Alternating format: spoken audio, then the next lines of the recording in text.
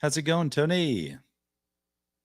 Oh, another day in paradise. I just had a Firehouse sub. Oh, Firehouse sub, how exquisite!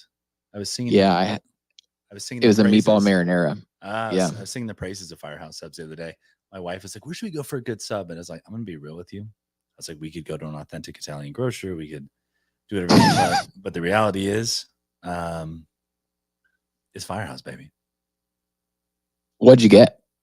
Oh, we didn't get anything. We were just Uh, musing at getting a sub. uh Yeah. This is just if we're talking chains, I do think that the Jersey Mike's makes a pretty like decent Philly.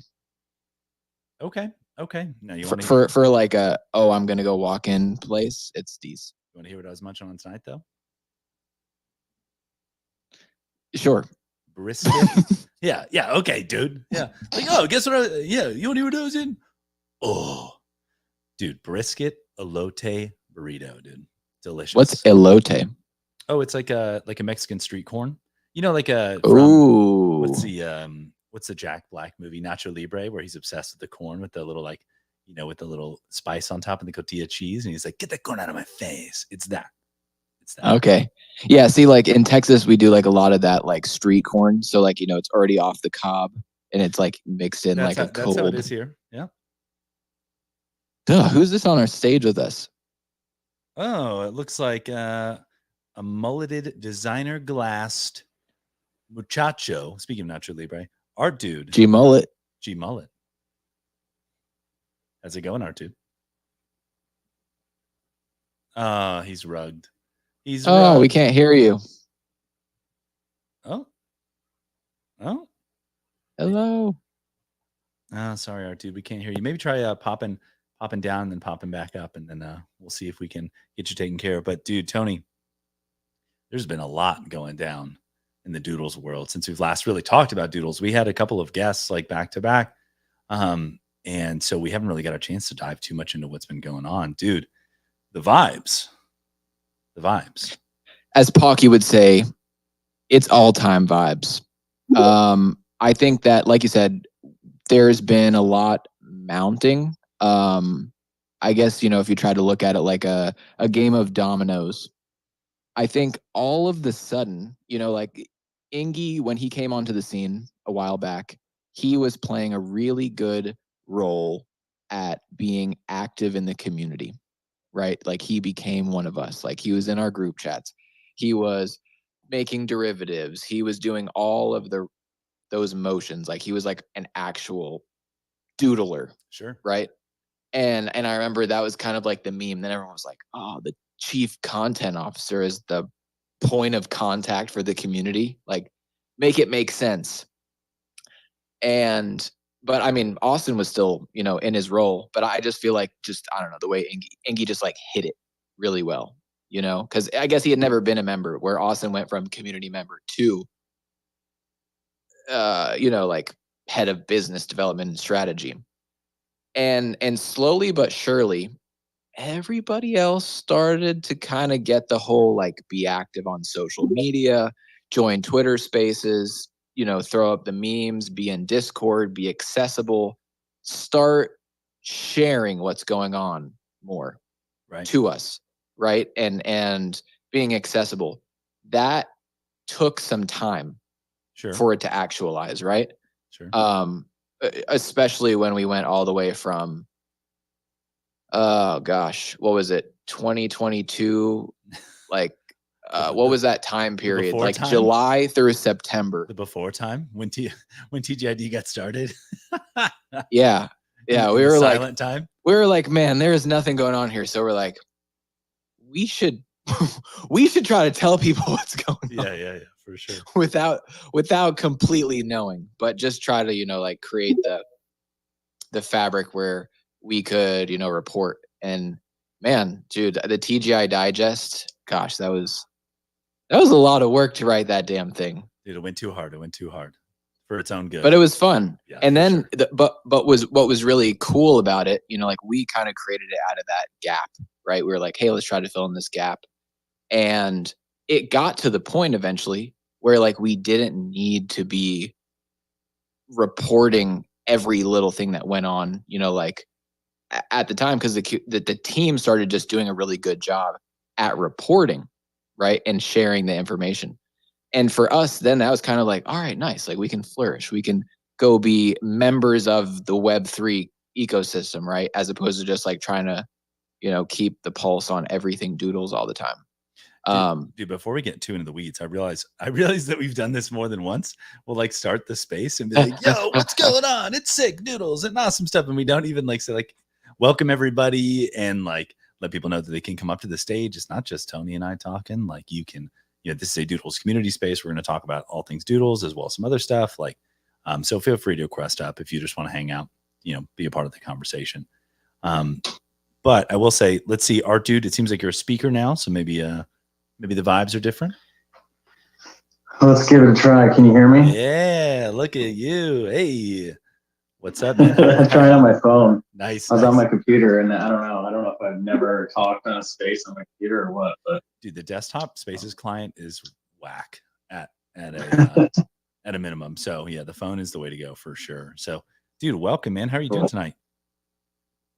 I was just saying, you guys were making me hungry. The subs and tacos and all that sounded so good. I had a boring salad, but now I'm making it better. I'm eating some fudge. I'm eating some peanut butter fudge. You made some peanut butter fudge? No, I just eating it. I didn't make it. Oh, did you put it on the salad? Yeah, you fudge salad. You guys don't have that? What is this? What is this elf? Like, geez, oh my god. Oh yes, yeah, Buddy the elf over here. That's awesome. Yeah. Awesome. I have plenty of syrup. Well, actually, I bet 82 has plenty of syrup for us. GM. There he is. Bro, I always got some. Come swing by. We got some maple syrup, pure maple syrup. Rhubarb extract. Not the extract, but the real deal, bro. Tony, tell me you enjoy rhubarb. A good rhubarb It's good. pie. It's very sweet. I went to. Did you say rhubarb is like very sweet? Yes, it's like insanely sweet. It's like one of the sweetest things I've ever eaten. I would say red stuff. I would say it's tarty. Yeah, it's like I had a rhubarb muffin at the local diner, and I was like, I wouldn't call it. Okay, so describe me the flavor. Wouldn't call it rich in sweetness. Yeah, it's more tart, if anything. Like, I don't know how to. It's kind of a strange. Yeah, now that you're making me think about it, I mean, but it's definitely not like candy. Like so here's like my experience with rhubarb. Like I've had it in like Indian fusion, like in dessert. Like in London, I've like had it in some really cool, like exotic looking, artistic. But it was with a sweet dish. I also went on a road trip a while back to South Dakota. Like to go up to Mount Rushmore and to some national forests. I went on a camping trip. And there's actually a wine country out in South Dakota, believe it or not. Okay. And one of the wineries, their thing was rhubarb wine. And it was like drinking snow cone syrup. That's wild. That's wild. Way too sweet. But maybe it's just when you mix it with grapes. So I mean, I've definitely had sweet rhubarb stuff, but it's like rhubarb in and of itself. I wouldn't necessarily say it's sweet. But rhubarb stew, and then you load that thing with sugar, and then you throw that on some like ice cream, bro. It hits. Okay, yeah. So it's like a vehicle, kind of like rice. Like it could be plain or it could be salty. I guess if you put peanut butter fudge on it, it tastes sweet. Fair. Okay, 82. Since you're here, I want to ask you something. You were tracking the G-Shock inventory very closely,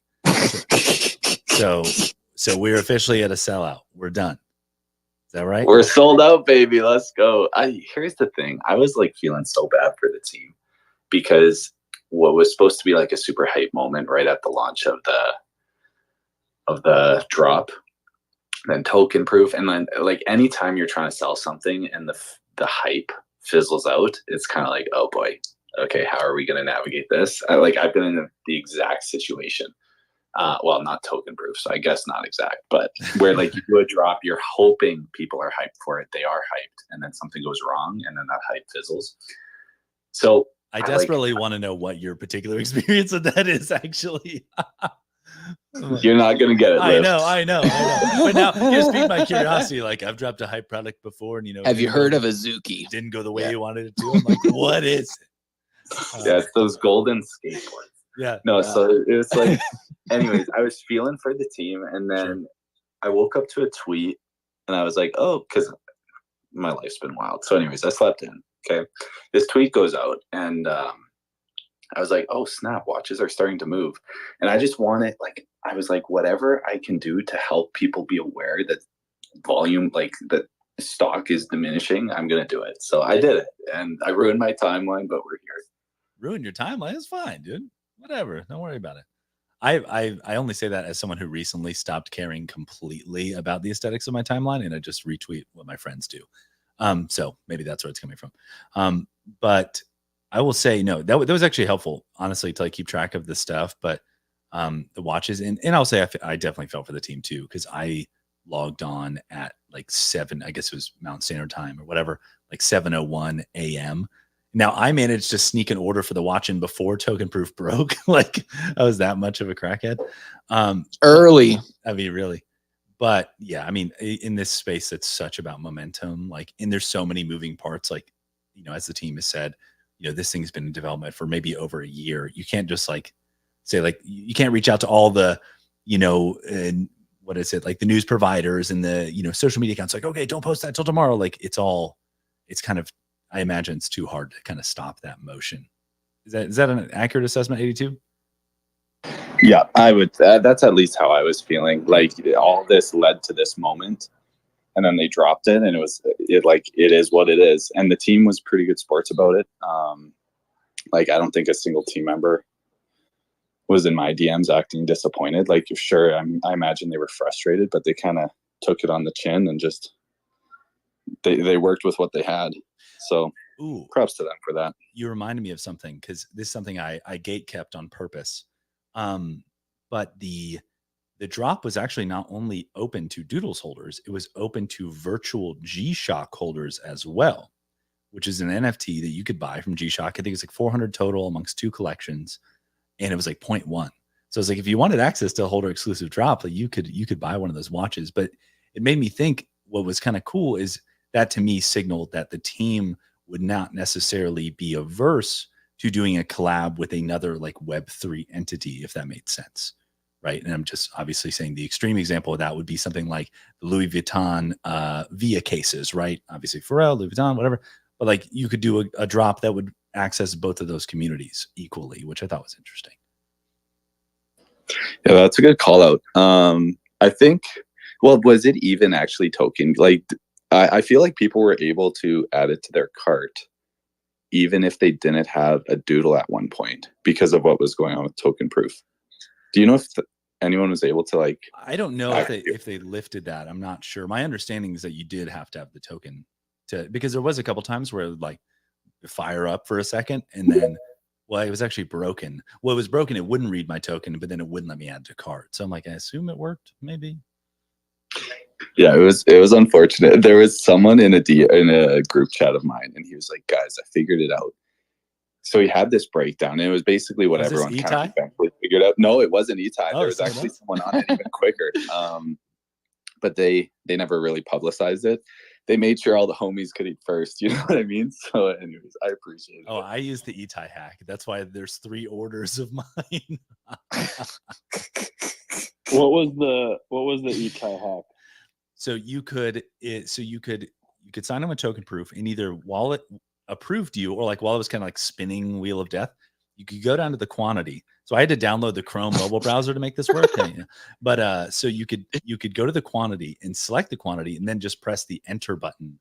And then it would take you directly to the cart to check out. You could only use like Shop Pay or Apple Pay. Luckily, I planned on using Shop Pay anyways.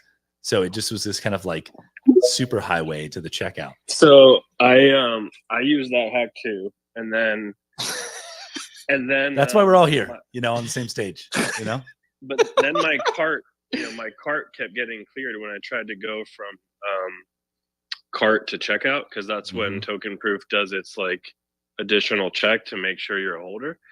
But I found a second hack, which was just manually type /cart instead of like clicking. Oh, damn, And I that was was able good. to check Wow. out using that too. That's incredible. Wow. Okay. It's funny because I'm in a group chat with a few of the folks at Token Proof because we've worked on a few projects for them. Mhm. And one of the people over there like DM me and was like, "Did you have trouble with the drop today?" And I was like, "Yeah, but I found a hack." And she was like, "Oh, ... question mark." And then she's Do like, tell. "Can you explain the hack to me?" So Can you I was screenshot? nice about it. I told them so they can patch that up because, you know, we all got our watches and now we want Token Proof to work better on the next drop. Totally. I'm interested to see if they go with Token Proof, not out of any like ill will, but Julian did mention that, you know, they're going to try to bring it in-house long term, and obviously the studio's in play. We, you know, have verified most of our OG doodles through the studio, so that could be a vehicle for authentication. Yeah, as someone who builds projects for people all the time, we've actually pretty much turned away any work where people want to do token gated Shopify stuff because there's like 4 or 5 plugins out there.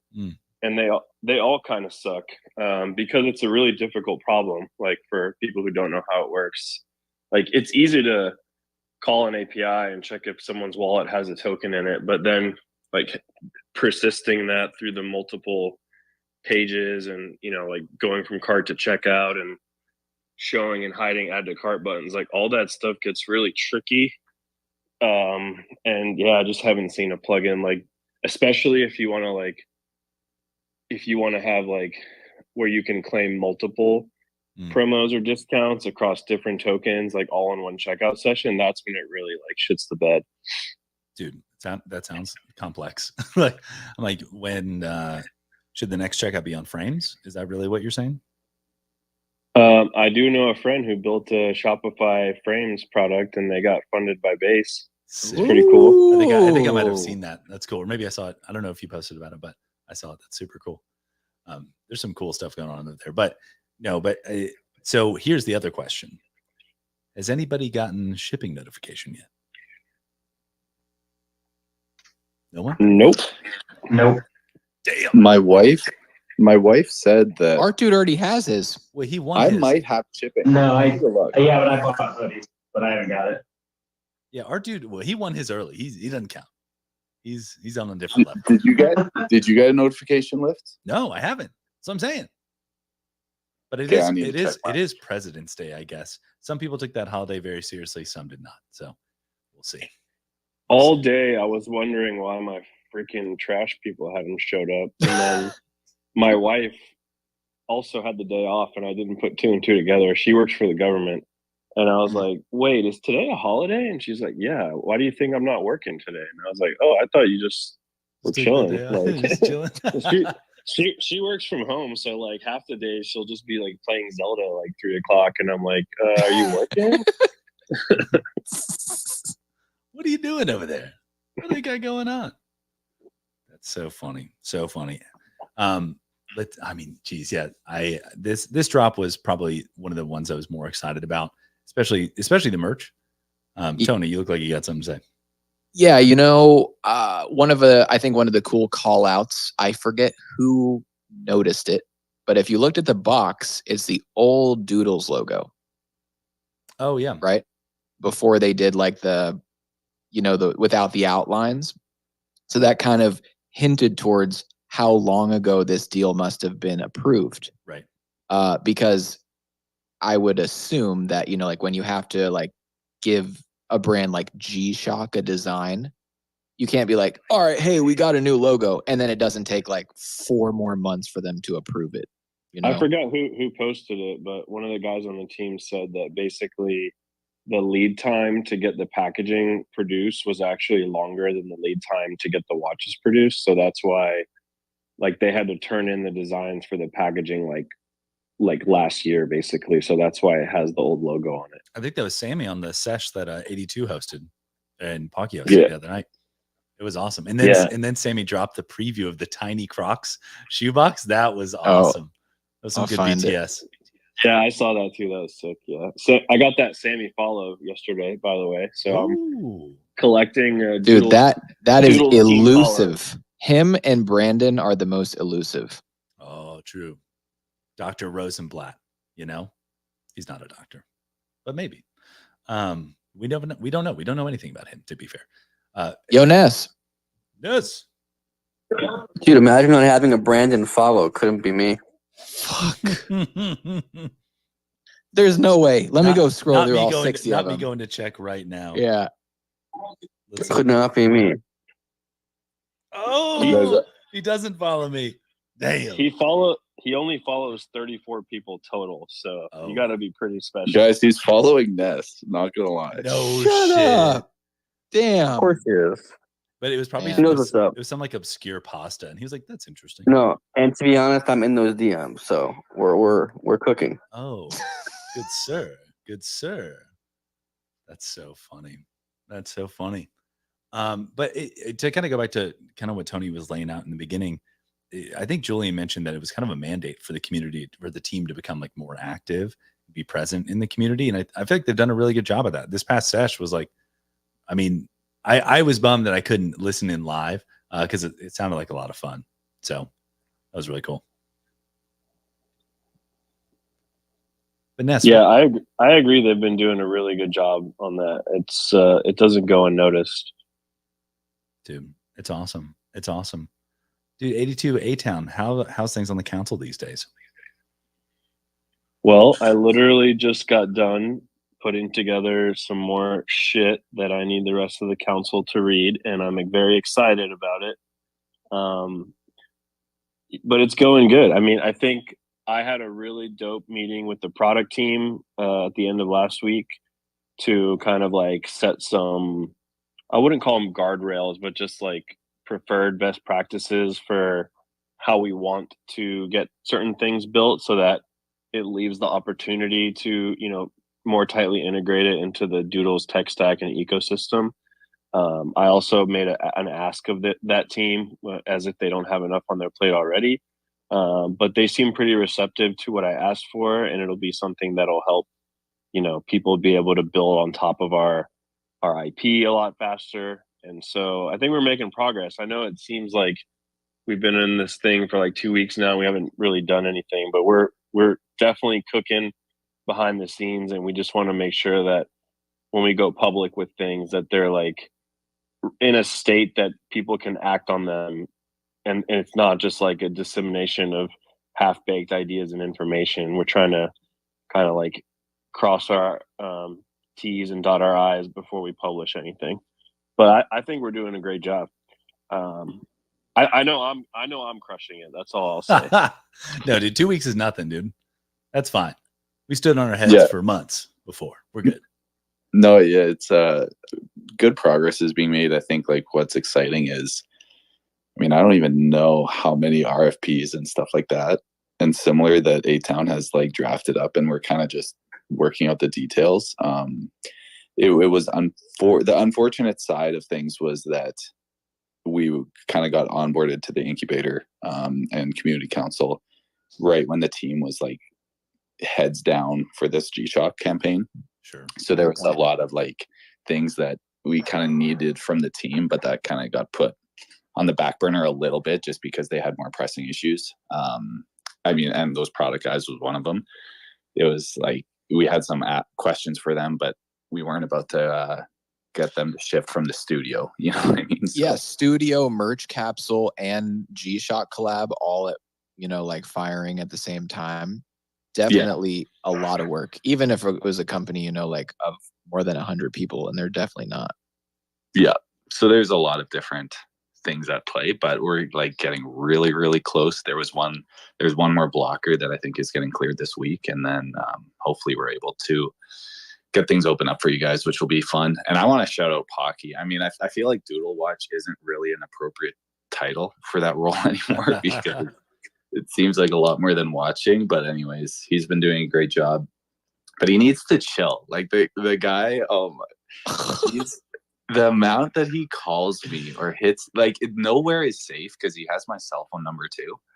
So like I can't, there's DMs in Twitter, there's Signal. Let Pocky cook. text message. Yeah, the guy's my like, gosh. he is everywhere. But Dude, it's good. the Duper Bowl was really cool. Like, I enjoyed that a lot. I liked the idea of getting people together, talking shit. Ness was like, "Hey, can we just actually talk about sports?" You know, like everyone was like, "Oh, I'm talking about like, you Don't know." forget, because I gave you the winner. Don't forget. I told you what was going to happen, and it happened. So, listen, financial advice was given, and we cooked Super Bowl night. You're welcome. They cooked. They cooked. Did you, Ness, did you put money on it? Yeah, bro. I had I had money on it. Yeah. Oh, yeah. Okay. Can you even give sports tips anymore without it being financial advice? Is that like how ingrained sports betting has become? It's like, oh, they're Chiefs are going to win, not financial advice. I feel like you can give financial advice. So, like, what's the worst that can happen? Oh, okay, fair. Yeah, there's people who make their whole like career just like dropping their bet picks on their newsletter, on their like pay gated newsletters. Touts. I should go tout. That's what I should do. If all else fails, I'll just become a tout. Well, you could follow Parallel AI Rev. He's been making a fucking public bag for a minute. Fair, I think he fair. bet like 50 bands on the Chiefs. What a guy. Yeah, he bought Prime at $1, so I think he's doing okay. Yeah, he's doing just fine. He's doing just fine. Mm-hmm. Don't fade the space coin. Okay, A-Town, I did want to go back to you because you mentioned that you are setting up guardrails for people to build on top of the Doodles tech stack. That kind of like took my mind a second to kind of absorb that. In what context is someone building something on top of the Doodles tech stack, and how are they? Yeah, like what is the context there? How do you envision that happening? So Greeny's listening, and I want to be very clear that I did not say people will build on top of the Doodles tech stack. I said they'll be able to build on top of the Doodles IP with some of the things that we asked the product team to set up. I only make that clarification because when I was talking to them, they made it very clear that French Loaf is very particular about like the code that he accepts into their repository. Yeah. And we'd love people to build these little mini apps or experiences and find ways to incorporate them into the broader ecosystem of the Stoodio, but sometimes that will take pretty heavily refactoring and things like that.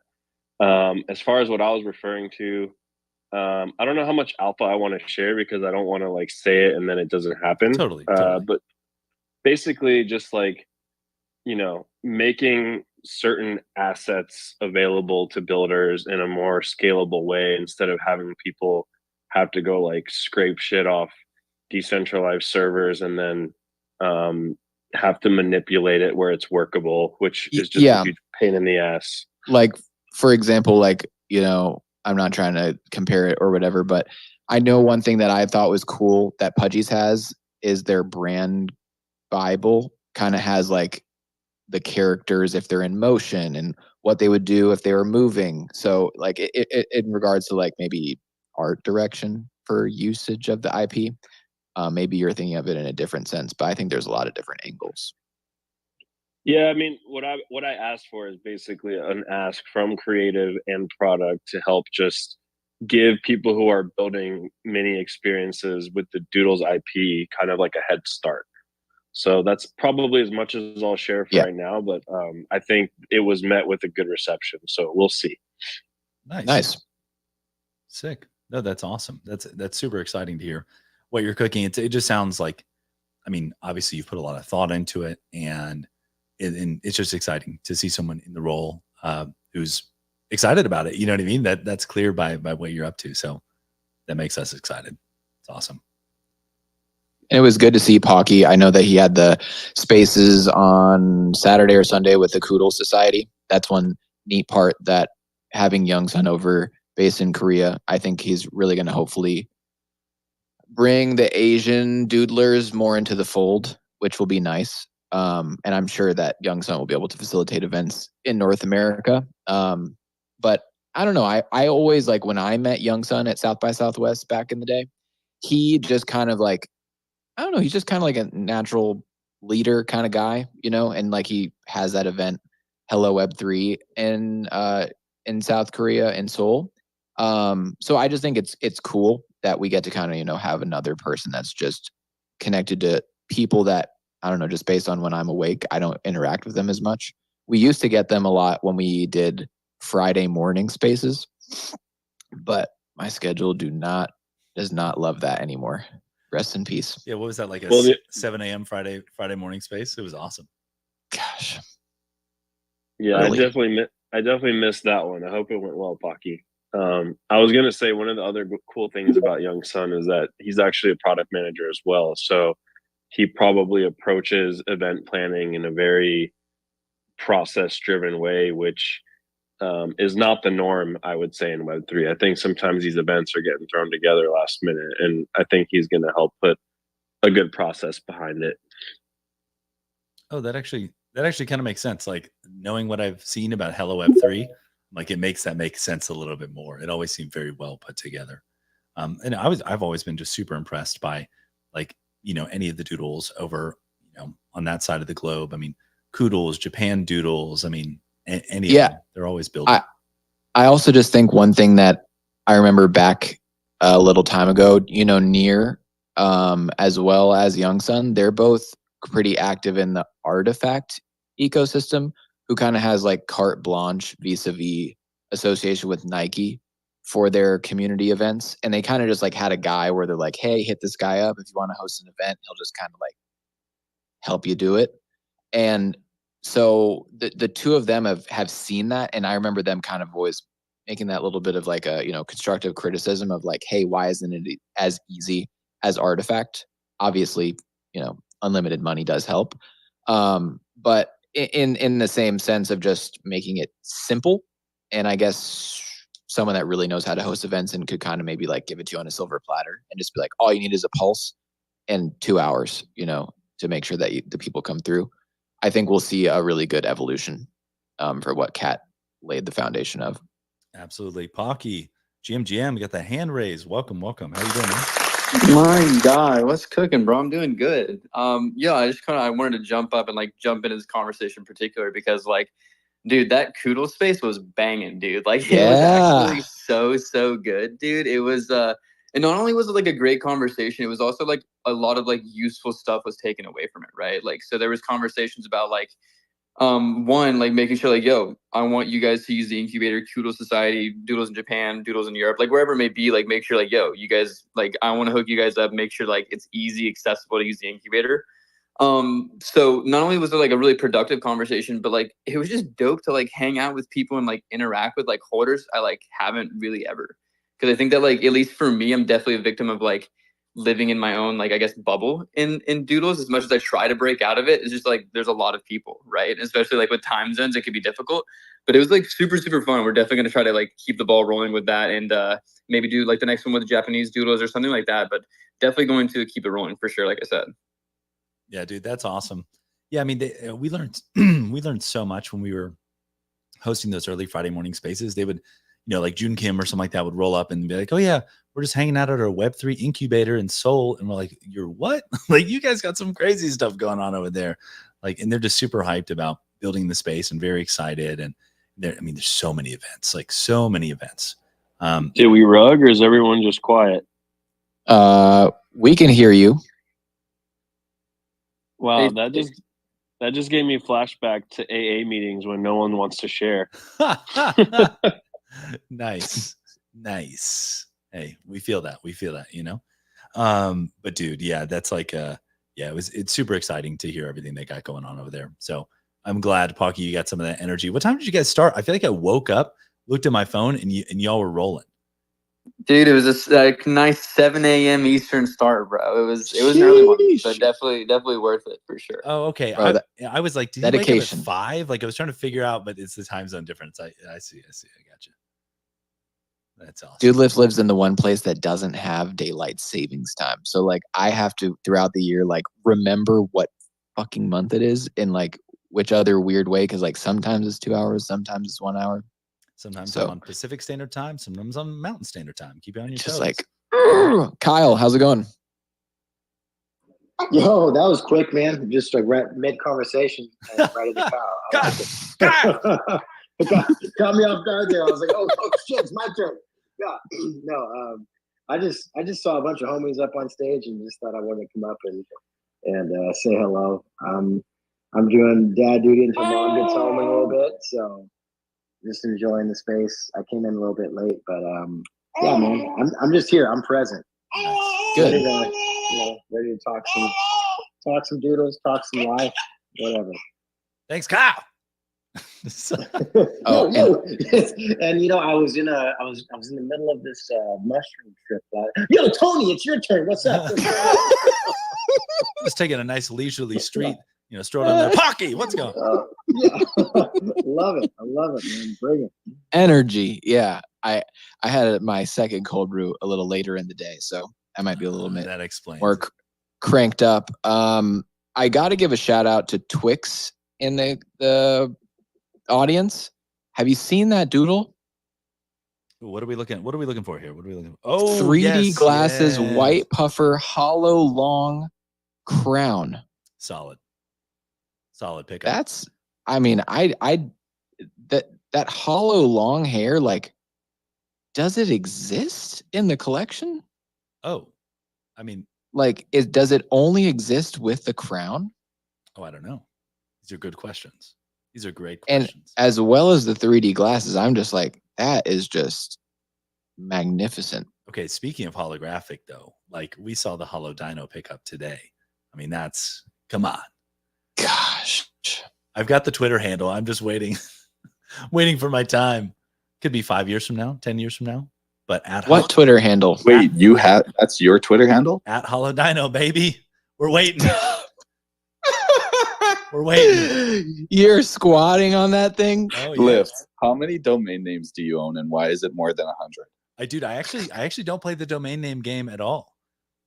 I'm actually kind of terrible at it. Like, I've got a buddy of mine who hosts my website and like stopped working. I was like, Jeremy, why does it not work anymore? He's like, you own it. I'm like, make it work. Like, I'm really bad at the domain. For being someone who's like technically inclined, Web 2 domains befuddle me. They're beyond me. I don't know why. All right. How many Twitter handles do you own?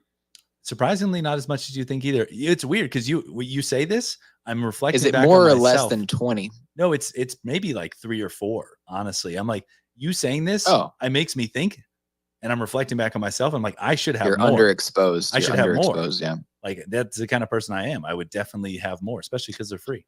But well, what if that was the thing, right? There's all these ENSs. I guess, namely, people get ENSs based on their Twitter handle, right? Mm-hmm. Wouldn't you say? Like, you try to like match the two, unless like you're old school or something like that. Or do you do it the other way around? You buy the ENS and you match your Twitter name to it?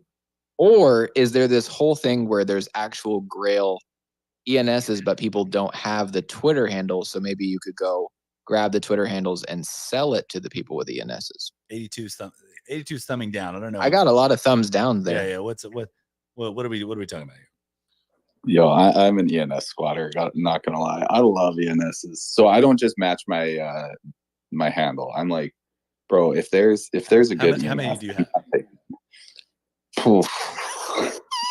I don't know. I got a few. Okay, I don't have. I've got a few, but there was also this other platform called Status, which was a messaging platform, and they were giving out free like subdomain or sub ENS registrations. Okay. So yeah, I got a lot of those. And wait, what's a sub ENS? Oh, lifts. You are a boomer. Oh boy, who's gonna break it down for him? I just got one ENS. I got one ENS. That's all I got. So like, which one do you have? Dude Lift Study. Okay, so you could be like 8270.dudelifts.eth. Oh, okay. That actually makes sense. Yeah. So like the Status one, I don't know if they had status.eth, but anyways, and then they were giving away like sub ENSs for that. So you could be like 8270.status.eth, but then in their app, it just showed up as 8270. Okay, interesting. Is that what 9DCC did a while ago with their little thing? Was it? It might have been something like that. I think so. Yeah, I think you're right. Yeah. Okay, that makes sense. Interesting. Then we have Farcaster, so don't even get, let's not even get started on that. Oh, and we have our Doodle DNS, our doodle naming service. Who has more than one doodle naming service? Let's be real. I'm pretty sure Paunch locked up like just an insane amount of the doodle names. I'm not 100%, but I'm pretty sure he was going crazy there for a bit with those. Dude, I might need to get Hollow Dino. I have the biggest grail on DNS. What do you have? Bappling. Wow, you did that? Oh, that is evil. That's cold. That's cold. Wait, did you do that specifically because you saw like she couldn't get it registered and like they freed it up, so you like sniped it? Like, is that what you did, Ness? Ness is in the Discord. Like, he's like Poopy. Oh no, damn, taken. Tulip. Oh no, damn, taken. No, but Bappling was the only one I searched for. wow, one and done. All right. One shot, one kill. He knew what he was going for. All right. Trying to think. Have you tried to sell it yet? You can sell them on Floaty. There is no number that can be offered. Priceless. Oh, so you're gonna make Bappling change your name? Wait. I might get 8271. I think that's the alpha move. Okay, but Bappling. I just realized this because Bappling tweeted just the other day that she got her name on the Stoodio. So she just doesn't have the doodle named Bappling, but she has her own Stoodio name. I think that's correct. What if his doodle's number was 8269? Would that be cooler, or is 8270 cleaner? Way cooler if it was 8269. Who Way owns cooler. 8269? I just think Ness, I hope Ness is gonna be at New York because, bro, we're gonna go out for a little stroll. You know what I mean? We're gonna go walk, and then I'm gonna be like, "Hey, just let's turn down this back." 82, yeah, 82 is gonna walk him down a back alley. Then Bappling's gonna be standing there.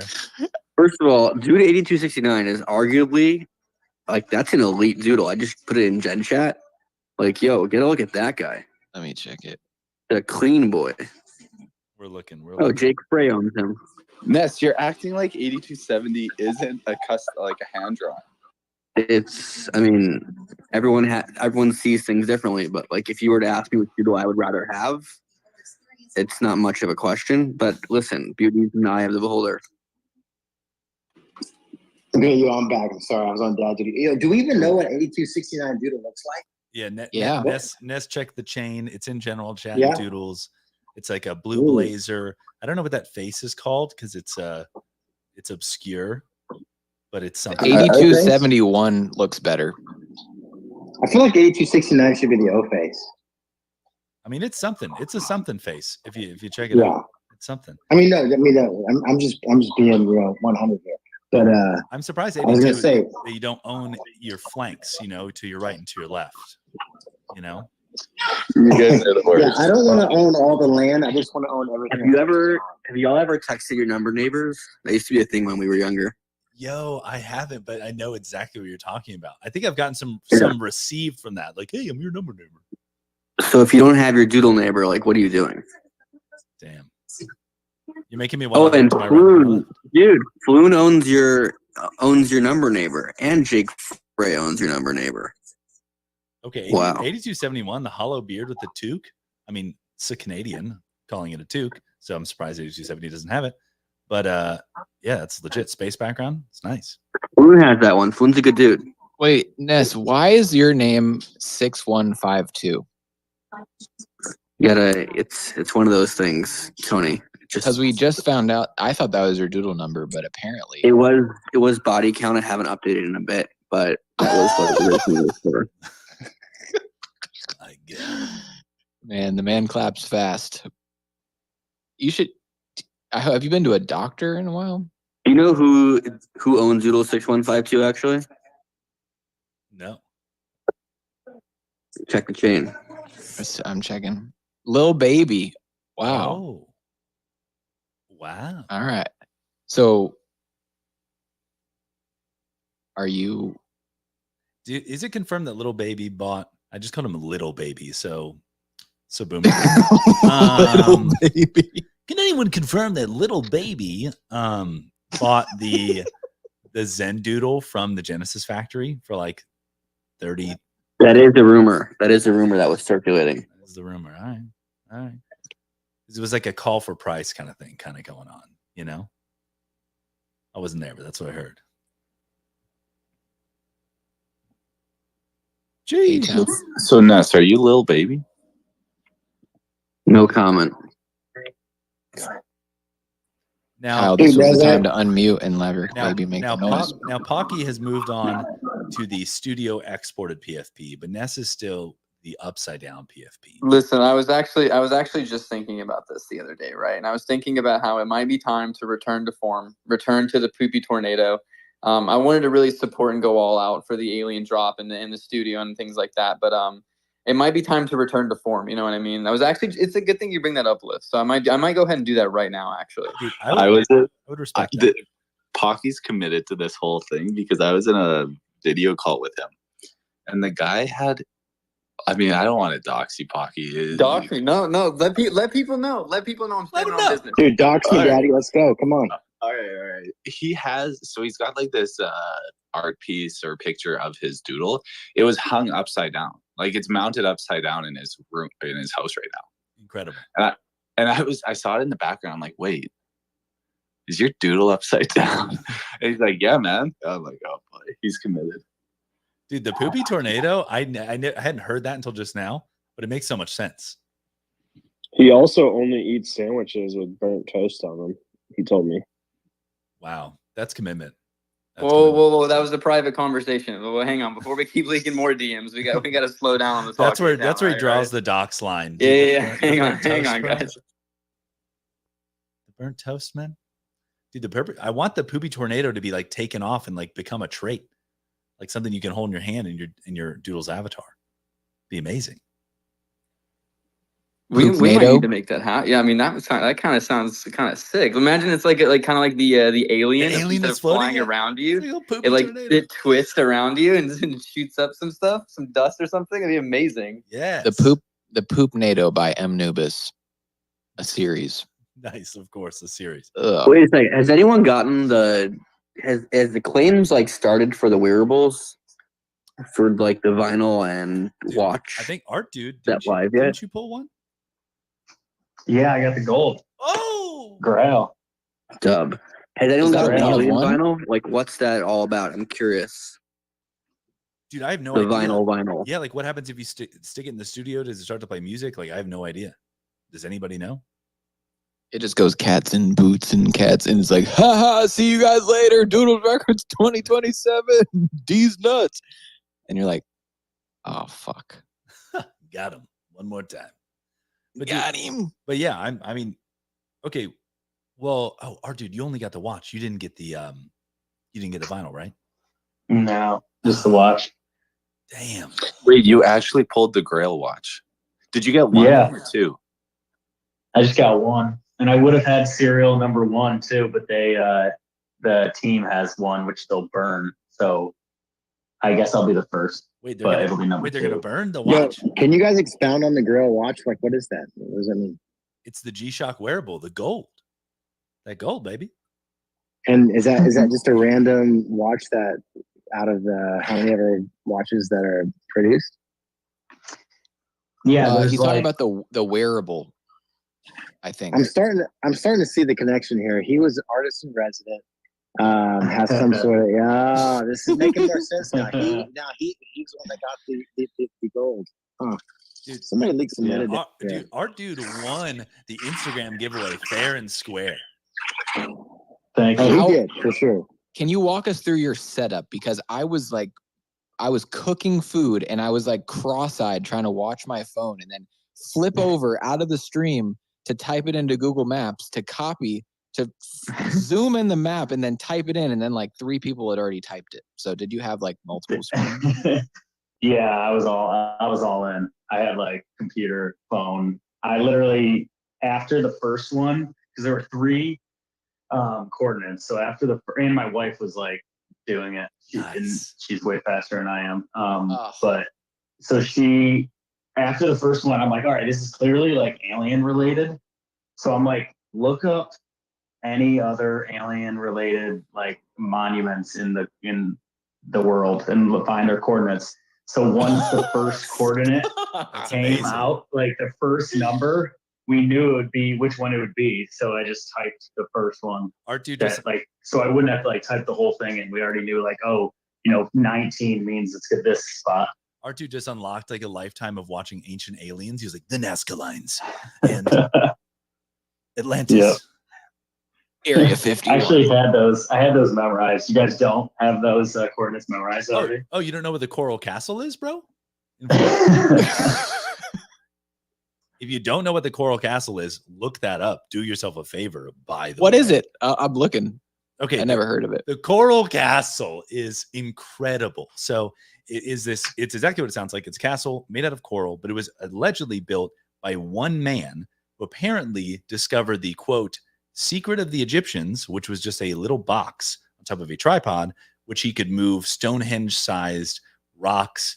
There's all this crazy stuff, like he has different like doors on pivots that like shouldn't really work, and you can move like a 10-ton door with the push of a finger, perfectly balanced. And apparently he got evicted from this property and then moved the entire Coral Castle, quote unquote, overnight. So people think he's an alien. So that's the Coral Castle, and it's still around in Florida. Look it up. He may be the original Florida man, to be fair.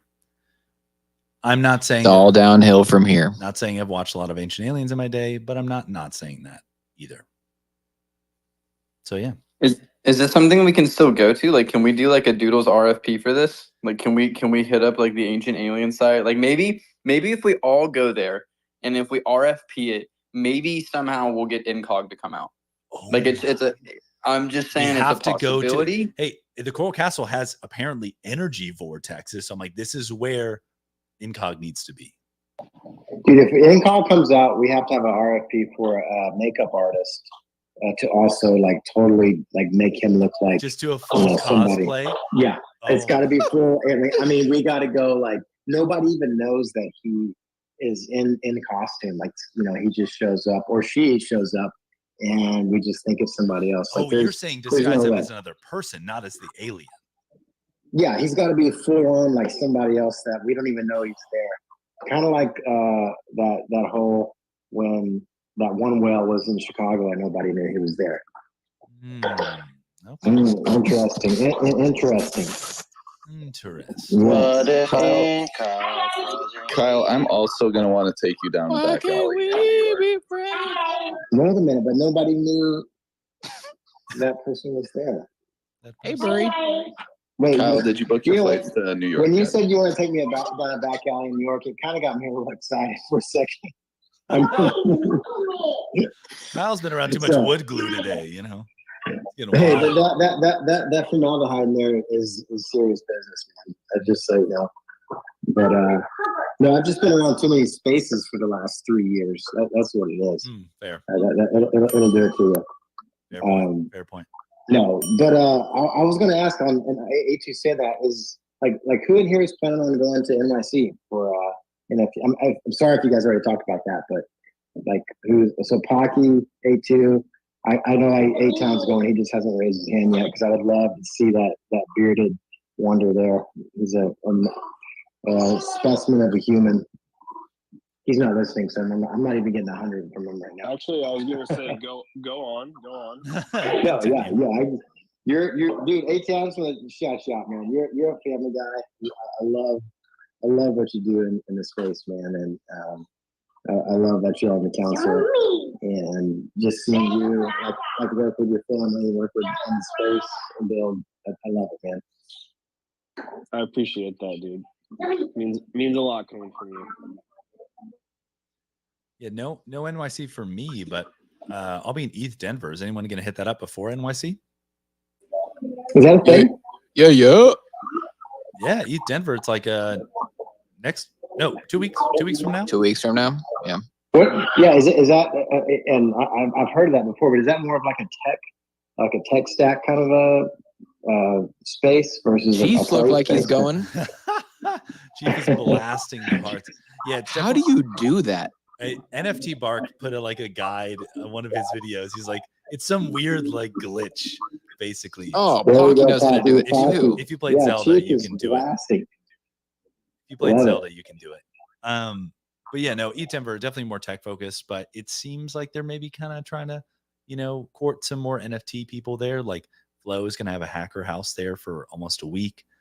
So definitely going to pop in there, be hanging out quite a bit. So yeah, should be some cool stuff going down. I went to Denver 2 years ago. It was pretty good. My business partner for Metaseed actually is from or lives in Denver, but he's been traveling the world for the last 18 months, so I don't have a Denver plug anymore. I will be in New York though. I'm actually speaking on a panel about physical Dude, let's go. item-backed NFTs. So I'll definitely be in New York. Okay. Well, Okay. I'm trying to get the wife. I mean, she's always on board to travel, like always. Like at the drop of the hat, like, it's not. I don't have to convince her, but it's more of a thing. Like, okay, if we do this, because we have a couple other trips planned in like June. Tell and her August. my wife is going. Yes. Okay. Well, what part of town is everybody staying in? Like, are we staying in like Manhattan, like Brooklyn? Like, I mean, we need to be walkable. Let's do it.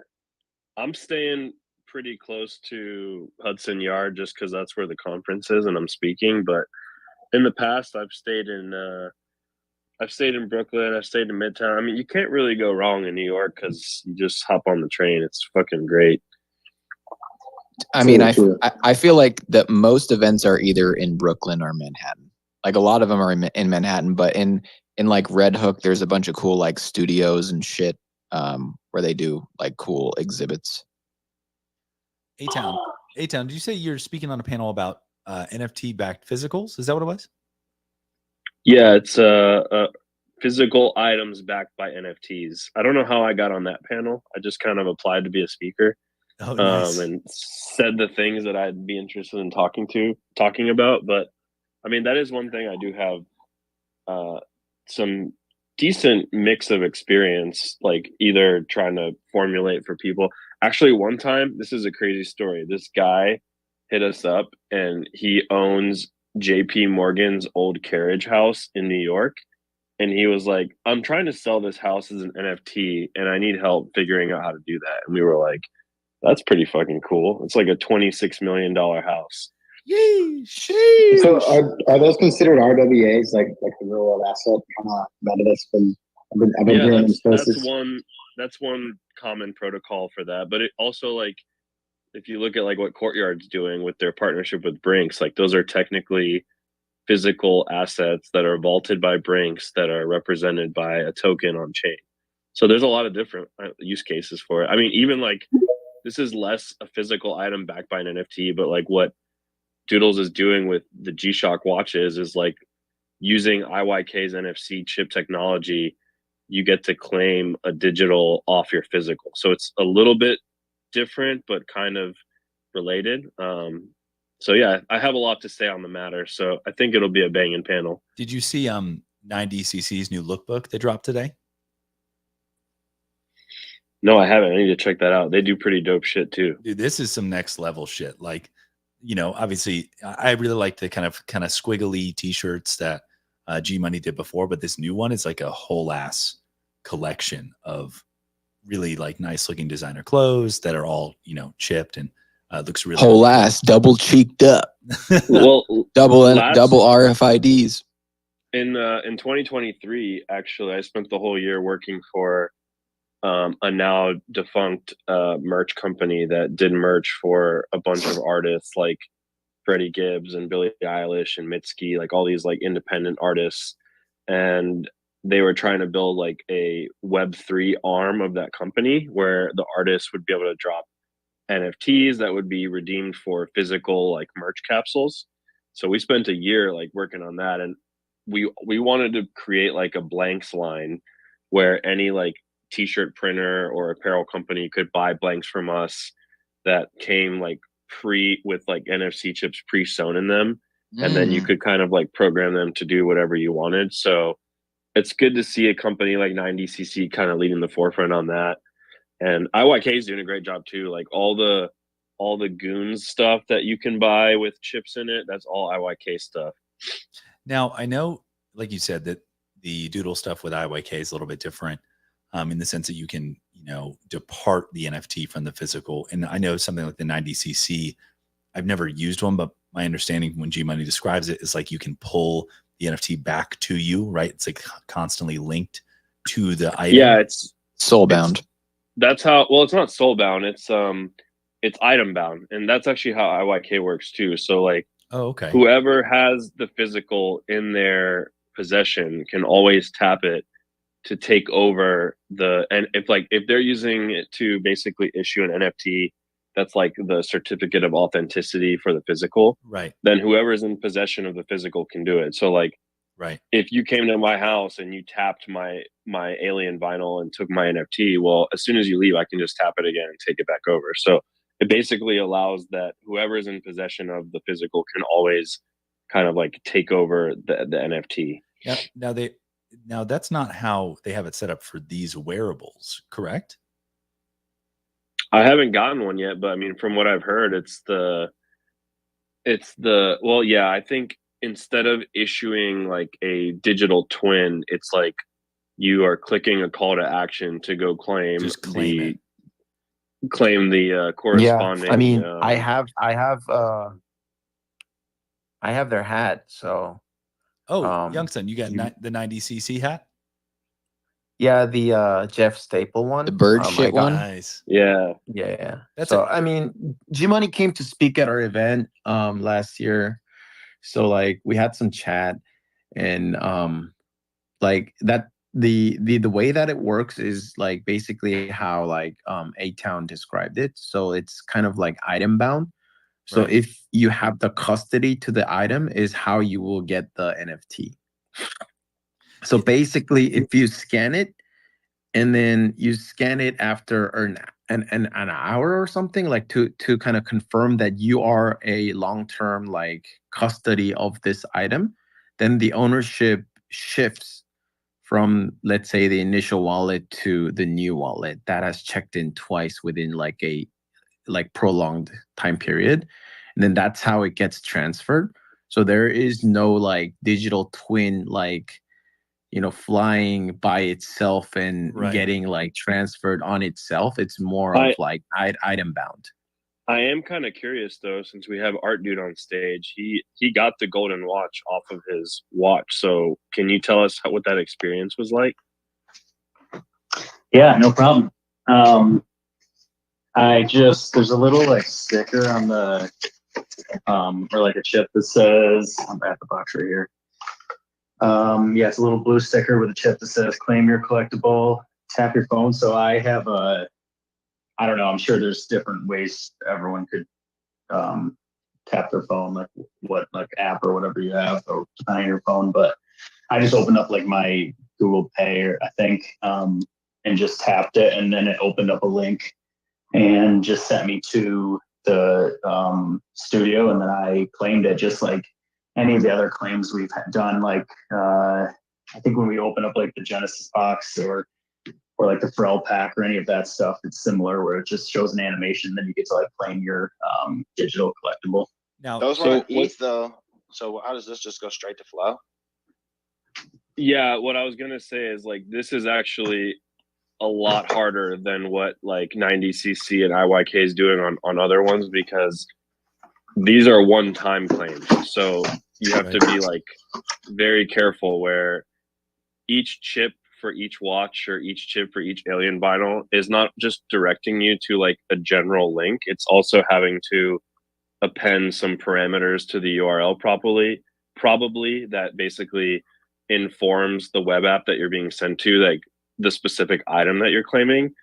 And the way IYK works actually is that when you tap a link from your phone and your NFC reader in your phone reads the link, once you get that link and visit it, the link is self-destructing. So you can't even like take that link and share it with someone else.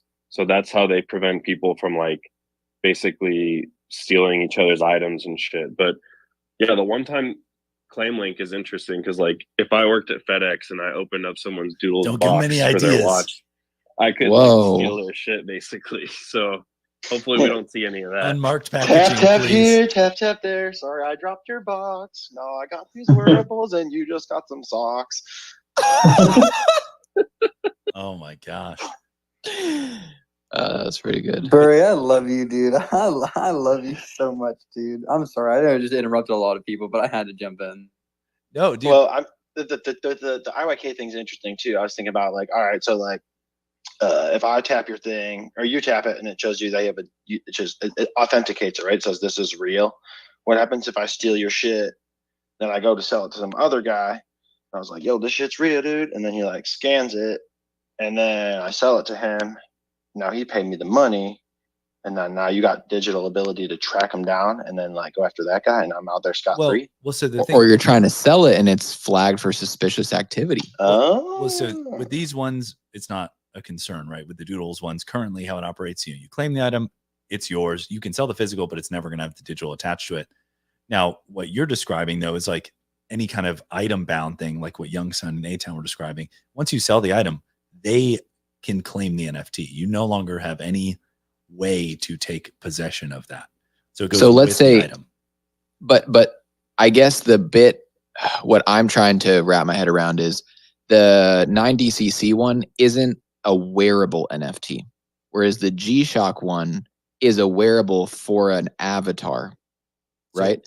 So let's say you had a shirt, right? Okay. And you scanned it and you're like, oh, here's this shirt wearable, right? So now your Doodles 2 is wearing it and your Doodles 2 is like, I don't know, out at the dinner with Queen Elizabeth or something.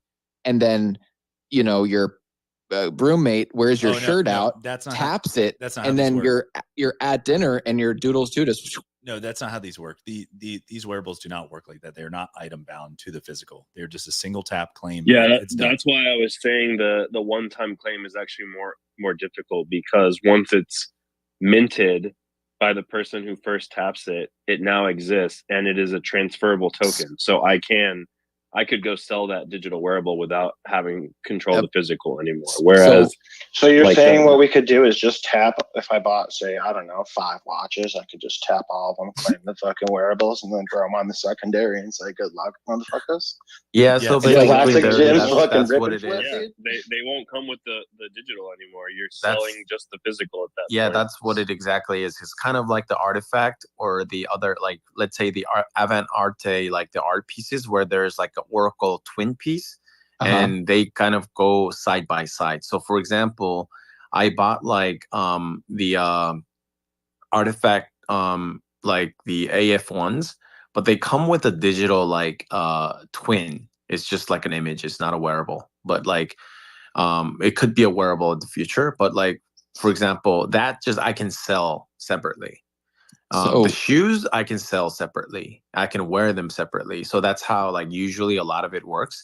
I think there's like pros and cons in having a separate wearables, because you might like, for example, like to wear, let's say, Doodle G-Shock watch in real life, but you might not want to, let's say, keep the digital twin, and you might want a separate like, like the hoop instead. Then like you can sell it to trade. So basically they're like a different, like, I would say more of like a multiverse thing, like instead of just like trying to replicate what you're wearing IRL. Whereas I think the IYK and the 90cc is a completely different like direction. So it's not to say that one is good or bad. It's different in that like 90cc promotes like social interaction through fashion. So what it is basically like, if you, let's say, meet, like if I wear a 90cc hat, and Chef Tony, like I met Chef Tony, let's say in Paris, and we can literally, like, Chef Tony can scan my hat and like confirm and prove that you've met me at this time, and that signature stays in that wearable NFT. So what you can do with 90cc items is, even what you can do is you can put your signature on, and then you can sign others' wearables too. It's like a POAP that we met each It other. is like a POAP. And what it does is, instead of getting a, let's say, LeBron James signature on your hat on a handwriting, now in the future you can get a LeBron James signature on chain through these type of like transactions. And that will stay with the wearable. And let's say if I buy that hat, if you buy my hat, then what you will buy is not only the hat, but you will buy all the transactions or the stamps or signatures that are on it. So it's kind of like a digital way of expressing and social recognition of a certain item's trajectory and history. So there is a completely different like value prop. I think both are very valid. Sure. I mean, like you're saying, I mean, there is reasons why digital is more durable, and it definitely, you know, like it's not like the old like rubbed off Sharpie like you're talking about. Well, That's a really cool idea. Well, and some people may be like, hey, the physical G-Shock, that's not for me. I'm not going to rock it, whatever. But I want my Doodles avatar to wear it. Maybe my Doodles avatar, you know, dresses more loudly than I do. And I want that, you know, to be available for them. And I sell the physical, right? So that opens up that opportunity. Now, for those of you who are kind of like, I don't understand the digital like signature thing. Why would anybody care about that? There's this guy, his name's Tarek. He's with Science Magic Studios, formerly at Adidas. And he gives a great analogy that reminds me, that Young Son reminded me of. It's, imagine there's like a jersey that you wear to a stadium, and each time you check in for the game, they hit you with a new quote unquote signature for your NFT. Your jersey starts to acquire provenance, right? Of, oh, I was at this game. Maybe you could get Top Shots dropped to you, right? And then if you go to sell that jersey at some point, like, oh, this jersey was worn by a fan at the playoffs, at the championship, at this, that, these critical moments. And so it really adds layers of provenance. And if you're into high fashion, I guess the 90cc thing could be similar too. You know, you went to Paris Fashion Week and, you know, all this other stuff. And so it's really cool. I think it's awesome. Are those chips machine washable? Because I don't want to be wearing some super stank thing that's going to give me some fucking Dry cleaning, Top Burry. Shot drops. You know what I'm Dry saying? cleaning. I would assume so, but yeah, it might be dry clean only, but maybe, I don't know. I think they are. I also pinned a tweet of the shirt that I got at Art Basel. It was a Goons collab with D's, and you can see like the NFT that I was issued is like a polygon, you know, it's like a 3D animation of the shirt. It's not technically a wearable, but like what Young Son was saying, like it could be a wearable in the future if they, like, let's say they wanted it to be recognized inside of like Sandbox or something, and you could go claim like now, like what Doodless was saying, now Goons can forever give me whitelists or claim, you know, activities because I own this NFT. And if I ever sold this shirt on StockX or something, the next owner would be able to take that, you know, NFT from my wallet into their wallet, and now they would reap the benefits moving forward on any sort of activations that are gated for holders of this collection. Dude, if you want to see something cool, Young Son and A-Town yourself, maybe think about this, because Young Son mentioned the AF1s as well. There's a creator, I think his name's Supermassive, or it's like Based or something like that. I totally blanking on the name. I tweeted it a couple of weeks ago. I retweeted something and he did. I've been following him for a while, and he's super into this, like using Unreal Engine to be in digital spaces and wearing and trying digital fashion. And so he rocks the AF1s, he rocks all kinds of digital fashion. And I could see a shirt like that, like you were saying, you know, being used in a digital space, which is really cool. I think that's awesome. Yo, Steve. GN. Wanted to actually answer a couple questions because I heard some questions about the IYK chips. I have a little knowledge about them. I have one of the G Money shirts that I definitely overpaid for, and I also, although I mean, I guess it's the nicest shirt I have. And then we actually we actually put some IYK chips in our books for certain people that really helped us along the way, and we call them bookbound, like soulbound, because whoever has the book can claim it, and we can change the metadata and stuff. But here's what's cool. IYK has a lot of really cool shit. One application, y'all nailed a bunch of them. One really cool application that's very practical, though, is that if you put the IYK chip in, say, a shirt that you wear to an NFT event, and you have a really banger of a time, IYK is making it so that you can actually sort of not just sign it, but actually leave a message with it that travels with the shirt.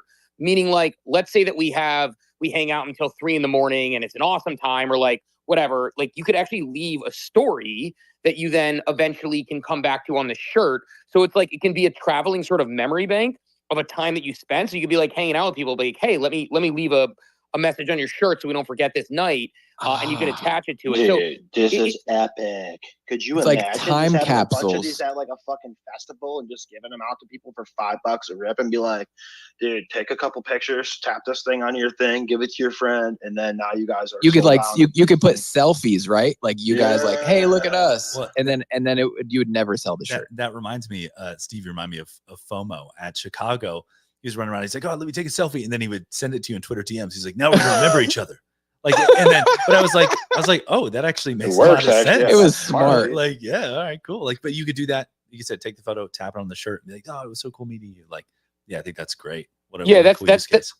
That's the direction they're going. I like. There's like they're like, and they have like decent funding. So I always tell people like IYK has like got some really cool use case. In fact, there was a jersey that they minted through Josh Ong made with Peter Fang that they sold that is starting to implement that. So yeah, but the actual like idea of like signatures and other things tying into it, and the idea of like being able to potentially track like if you tap an IYK chip into something, like the crazy implications are like if you think about a brand that wants to reward in like a where to own type way and give you some sort of loyalty credits. In theory, if you tap in when you go to like a basketball game and they're like, all right, well, there was 25,000 people there, we can give you credit for that many impressions against your shirt, and then we could give you that much loyalty.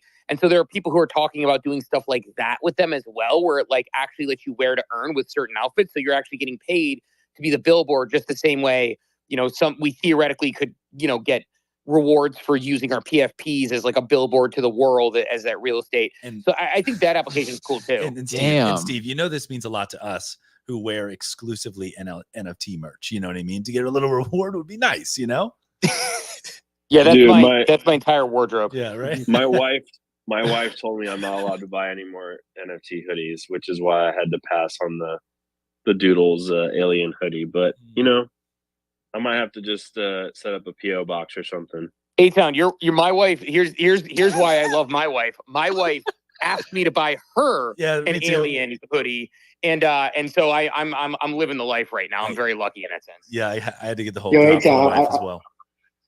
I just wanted to hop in and let you know that I bought my wife a G-Shock watch. She doesn't know about it yet, but it is her watch, okay? And I'm 19 years married. We got married so young. We're from Texas, man. There ain't nothing to do but get married and just eat food and have sex. That's all you do in Texas. So anyways, 19 years in and didn't even tell her, just bought her a G-Shock watch.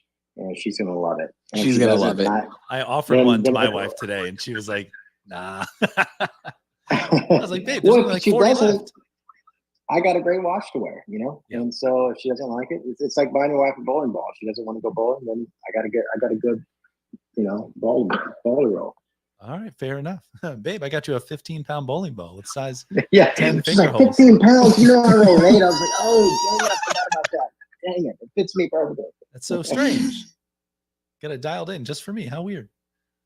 Okay, so this is a great discussion about kind of physical fashion accompanied with digital, but something that's been on my mind, I'd be kind of curious to hear the take on the stage here is I've really been thinking about like Doodle's wearables and digital fashion and where that's going. I was having a discussion with Sean from Flow the other day, and we were talking about how we could start to see people emerge as like digital fashion influencers and outfit curators, especially as you can start to sell your whole Doodle equipped with all of its wearables. Like there may become people who become well known for being, curators of awesome outfits that they put up for sale. Like, are you creating the TMZ of digital wearables right now?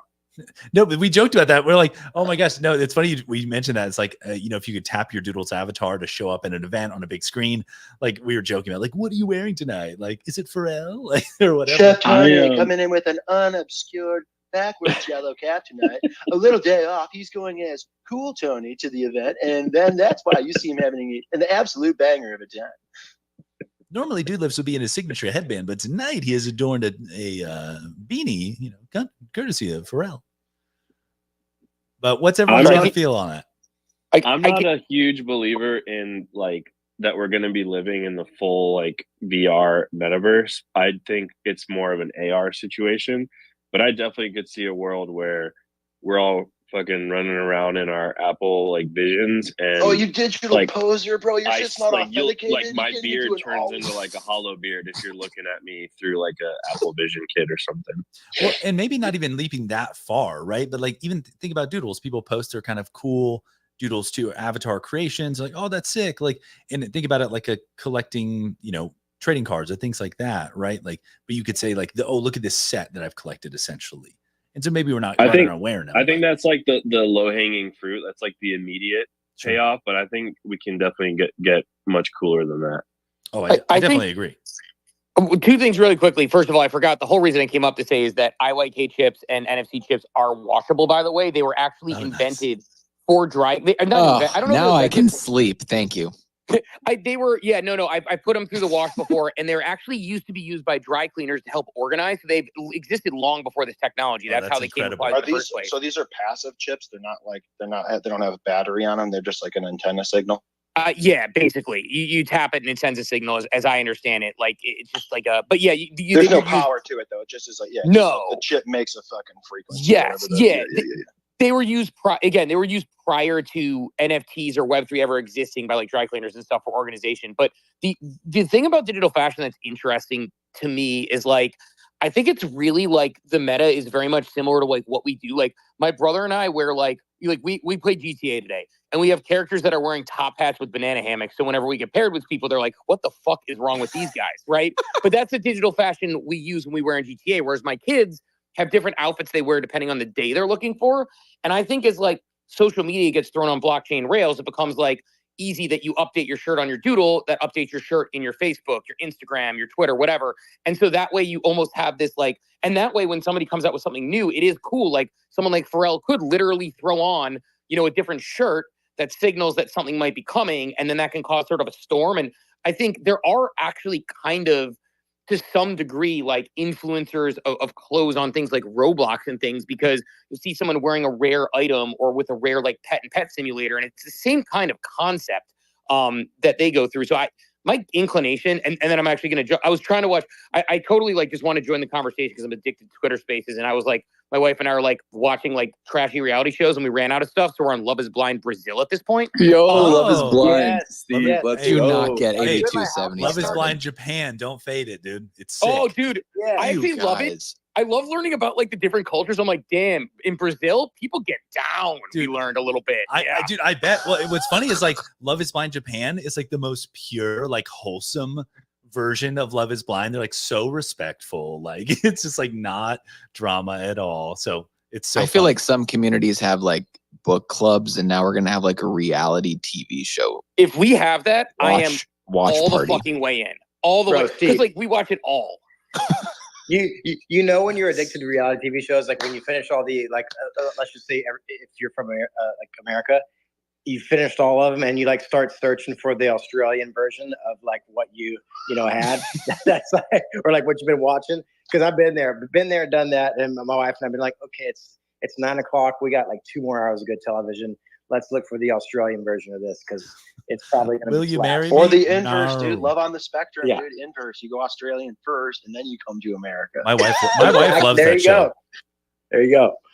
A-Town, I what's up? love that show, dude. That show's good. That show's so good. I was just gonna chat in really quickly on some nerdy shit and say yes, NFC chips are not powered. They actually get charged when you tap them with a reader, whether that's your phone or another physical device. The magnetic field like charges it up and We live in the future. lets you read the URL off of it. It's pretty Hey, cool. Hold on. that's back up my a second. council member. Explain that to me. I want to understand that shit. I never heard that That's before. science. It's kind of like when your car battery dies and you have to get another car to come like charge you. It's kind of the same thing. Your phone is like when it taps the device, your phone is using its own power to create a little bit of magnetic field that gets the NFC chip awake just enough for you to be able to read like what's programmed on it, and then it goes back to sleep. So Burry, it would be like the magnet, NFC fucking chips. magnets, Like bro. Yeah, Burry's like, magnets. oh, can I get that Love, wearable? Got it. And the NFC chips like, well, give me a little defib, bro. Give me a little defib. Oh, can I get a little juice, dude? Oh, come on, bro. I'm Dude. at 2%. Just give me a tap. Come on, Dude, man. speaking of Fucking defib, authenticate, dude. Speaking of defib, I was showing my father-in-law that he was like, he has an Apple Watch and he's like, oh, can you check your heart rate? I was like, yeah. I was like, you can do an EKG too. I was like, look, and ran one on myself. And I could have sworn that it said you showed signs of atrial fibrillation. And I was like, oh my God, I'm going to die. And then I looked back down again, realized I'm blind. It said that you are not showing signs of atrial fibrillation. I was like, you should make that a little more clear, like put it in bold or something. It should do that. Have you ever pushed the button 3 times on the side of your phone? It's like, it fucking calls the police. Yeah. Then you got to say, sorry. And they call you back and you're like, they got to do that if you're having a heart attack. Like, sorry, it wasn't real.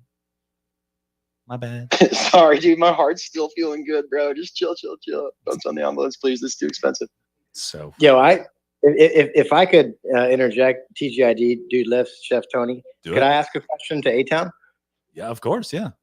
Yeah, I was gonna say, I'm kind of curious because I know A-Town's been a legend in the space. Like Kim and I were, I mean, we still hold Cool Cats, but like we held them back when they were cool, like way back in the day, and they're still cool. But anyways, like I was just curious, A-Town, this is like your kind of like, I feel like you jumped into the doodles like head first. You just like, I know you've always been a holder for a long time, but now that you're on the council, I was just curious like how your experience has been.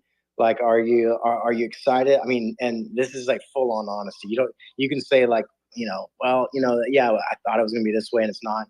So I'm just asking you straight up, like, right in the face. Like, how's your experience been so far, man? All right, I'm gonna have to keep this short because the baby just woke up crying, but I'm fucking loving it. I'll get into it later, but I'm fucking loving it. That's all I gotta say. Ba-da-ba-ba-ba. Yeah. All right, that's good enough. That's perfect. That's all I want. That's all I needed to know.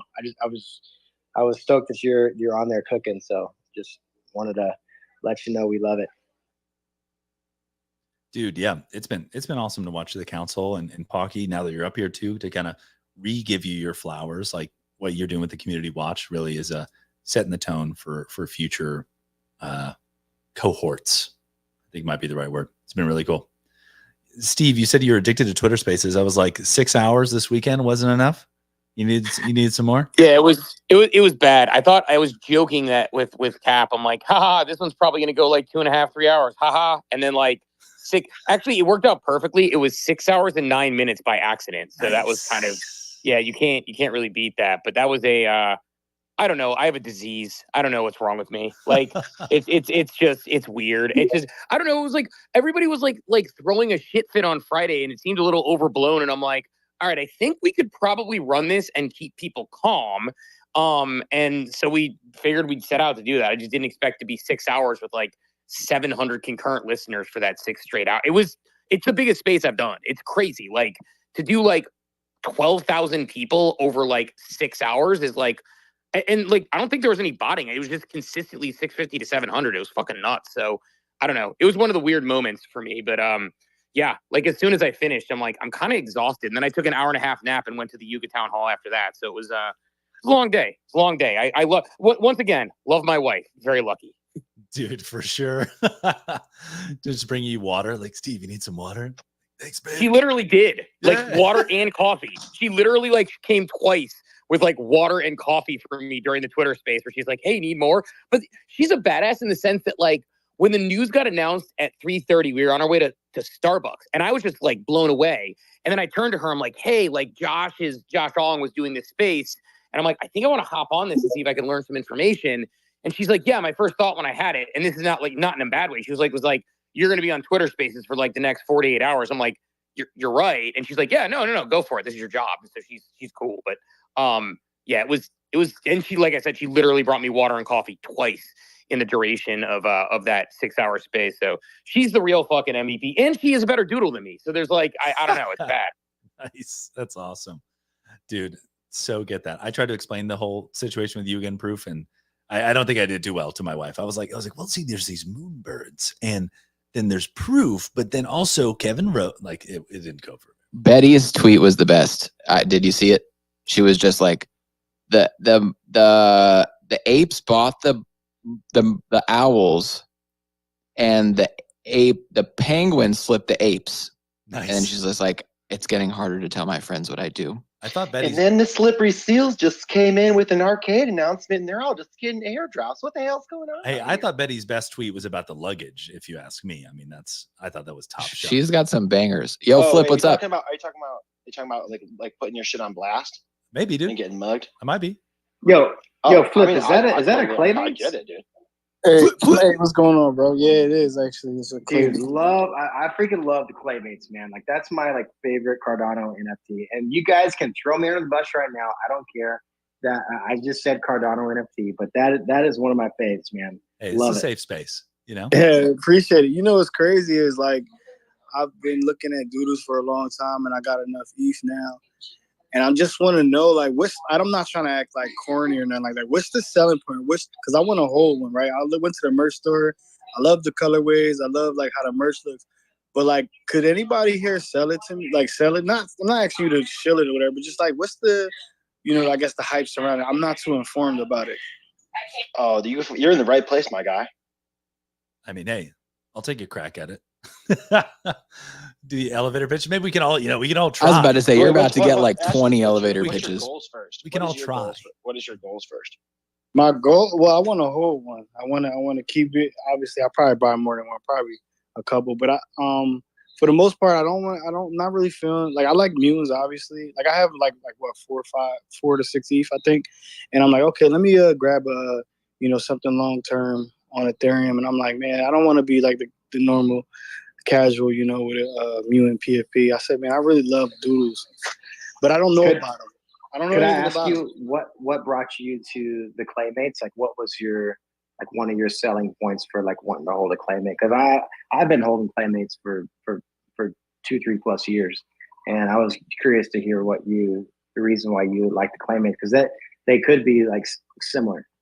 I mean, I'm not saying doodles are similar to Claymates, but originality, like there's no such thing as a clay PFP or a clay NFT like with this type of like team and status and like with the things they do. And I really like I know this might sound weird, but I love like pretty things. I love things that look good and just I really love, that's my whole draw to doodles. Like it just looks pretty.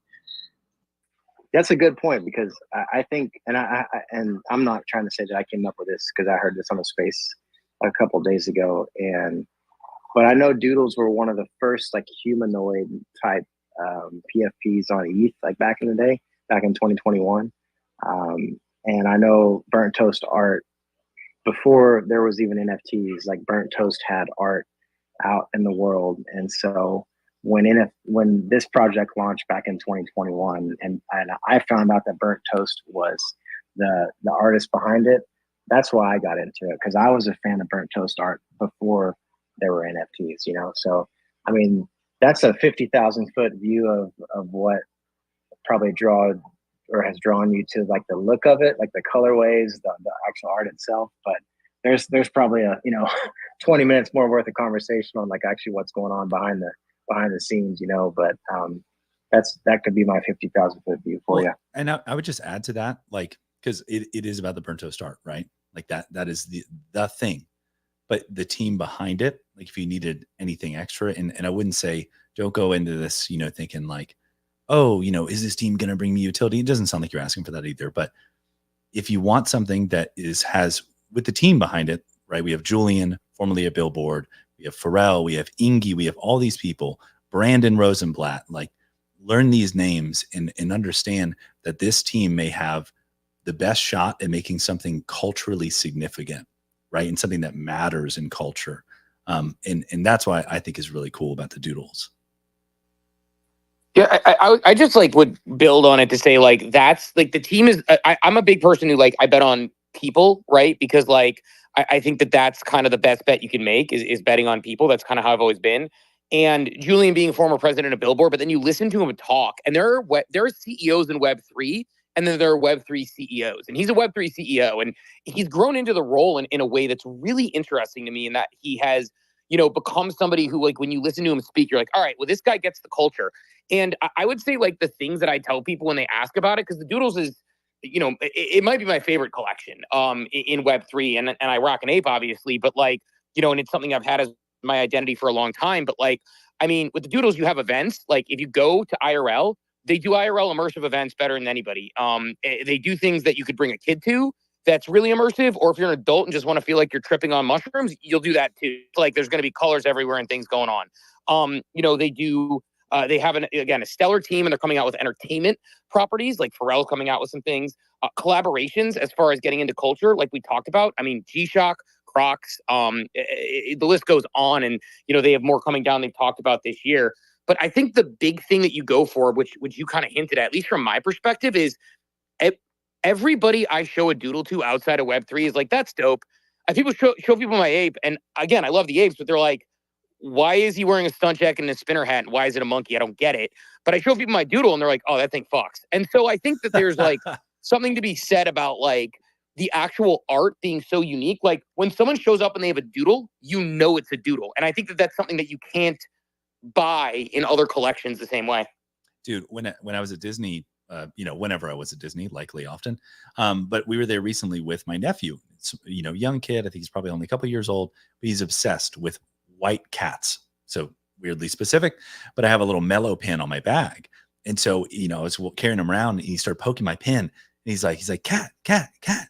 I was like, oh yeah, this is Mellow. And he's like, Mellow, Mellow, Mellow. And I was like, and they're having the camp sale go on for the plushes. And I was like, I got to get him one for his birthday coming up. I'm going to give it to him in a week or two. But it's like, yeah, like you were saying, Steve, I mean, it's just like, this is a pin. Think about a small enamel pin. This kid became enamored with it. It's like, had to have more. And so I'll have an opportunity to give him, an NFT based plush, and it's awesome. 82. Yeah, you guys touch on excellent points. I think like the team's remarkable, all that stuff. For me, what's really exciting about Doodles is that the community has seemed to turn a corner. And like, at least for me personally, there were dark days on the community community side of Doodles. The community was like in turmoil, all this stuff, and it was just kind of like there was some chaos going on, to say the least. And I feel like we're finally turning the corner where everyone's just kind of like, I mean, the saying all-time vibes is a thing because it really feels like we're all-time vibes right now. It feels like the community is aligned with the team's aligned with the community, and we're just kind of just chilling now. So to me, like when I think of NFTs, what does NFTs mean to me? There's a lot of things like the team, all that stuff, but also the community side. And for me personally, I want to be a part of an NFT collection or community that I can vibe with and be proud to be a part of. And I think like Doodles community is really, it's really falling into a good spot right now, I feel like. Can I speak up and just say I don't want to limit us at current all-time vibes? Can we just put it like current maximum fucking peak? You know what I'm saying? Like, yeah, we don't want to limit all time. All time seems kind of like a. Well, the thing is if we say it every day, then like it kind of resets, right? It's perpetual. Yeah, it's like people tomorrow going is all-time vibes up until this point. Right? Yeah. Like if tomorrow's all-time vibes, then yesterday's all-time vibes are obsolete at this point, right? Like we got to worry about today's all-time vibes. Now, if you don't have the G-Shock watch, then you don't know what time is anyways. You know what I'm saying? Like time and space. But actually, I one thing that no one, besides all the things, the vibes and everything that everyone's. There is some value propositions. Incubator, dude. Like fucking throw events, go fucking run IP into an idea, start a company. Like there's resources being poured into it. Like if this millions is of dollars. Yeah, if you think this is something that you want to hold for a long time and you like the people and obviously the art like catches your eye, but like if you can leverage, like your intuition to want to build something or participate in a bigger thing, like this is a place for you to, participate, get rewarded, and kind of build together and, promenades and what is it, dude? You always talk about badges, dude. You get some more badges, you can get some access to more things, dude, and unlock things. So we're at the beginning of a lot, I feel like. It is crazy to find ourselves in a place now. I try to reflect on this often. There's been times in the past where, someone asks about a project and you have to like shill, like, or, whatever. But like, someone comes up to the stage today and like, hey, what's going on with Doodles? And we can all just say like true things that are good. You know what I mean? Like, and it just is. Yeah. I mean, if you just look at like where they came from, like they minted a month later, they had like Gunna in a warehouse with balloons. Like that was their Miami Art Basel moment, right? Like they like paid him like probably cash in a fucking Louis bag in the parking lot. You know what I mean? Like, it was scrappy at first, and they parlayed that into what caught me with South by Southwest. It was like this 3-day long, rented out a warehouse. It was like the whole, like, you walked into the rainbow puking warehouse, and it was like, it smelled like Doodles. It sounded like it. You could print your NFT onto your coffee foam. Like, you could get your nails painted with Doodles on them. They had noodles by James Beard chefs. Like, they had, you know, like, you could only go to the merch store if you had a golden ticket from holding a doodle. Like, it was amazing. And it was something where other people from the outside were waiting hours to come in, and they were like, what's Doodles? And we're all just like fucking little historians, like, telling them about it. And then what did they do? Diplo was the person that was their special guest artist. And I remember being after Diplo, I'm like, God damn, like, this is crazy, right? Like, and we're outside in Austin. I'm in the street, and I'm like, these people are going to make an amusement park, right? And like, we're going to remember this time when this thing happened, because it clicked. They just understood, like, interactive design, and the people, like, the core people, were really nice. And I've made really good friends with them. I mean, I've been all over the freaking place and hung out with them and spent really good time. And I think for me, what Web3 does, maybe, you know, like you say, how does it innovate brands? But it's reimagining how we connect with people. And when it comes to, like, being a member of a PFP collection, it's like redefining how you make friends. And I just think this batch is good. Like, I bet my shit on it. Like, we doubled down really fucking hard on it. Because I don't know, I think it's just a place that I kind of find home in, which is pretty special. Damn, man, it seems like it's a lot of passion in the community, or maybe just this space. For someone that's new like myself, like, I know there's like a Doodles too. Where do I find and, like, do research for this information? Like, is there places I can go? Or Yeah, can someone link him the Greenie thread?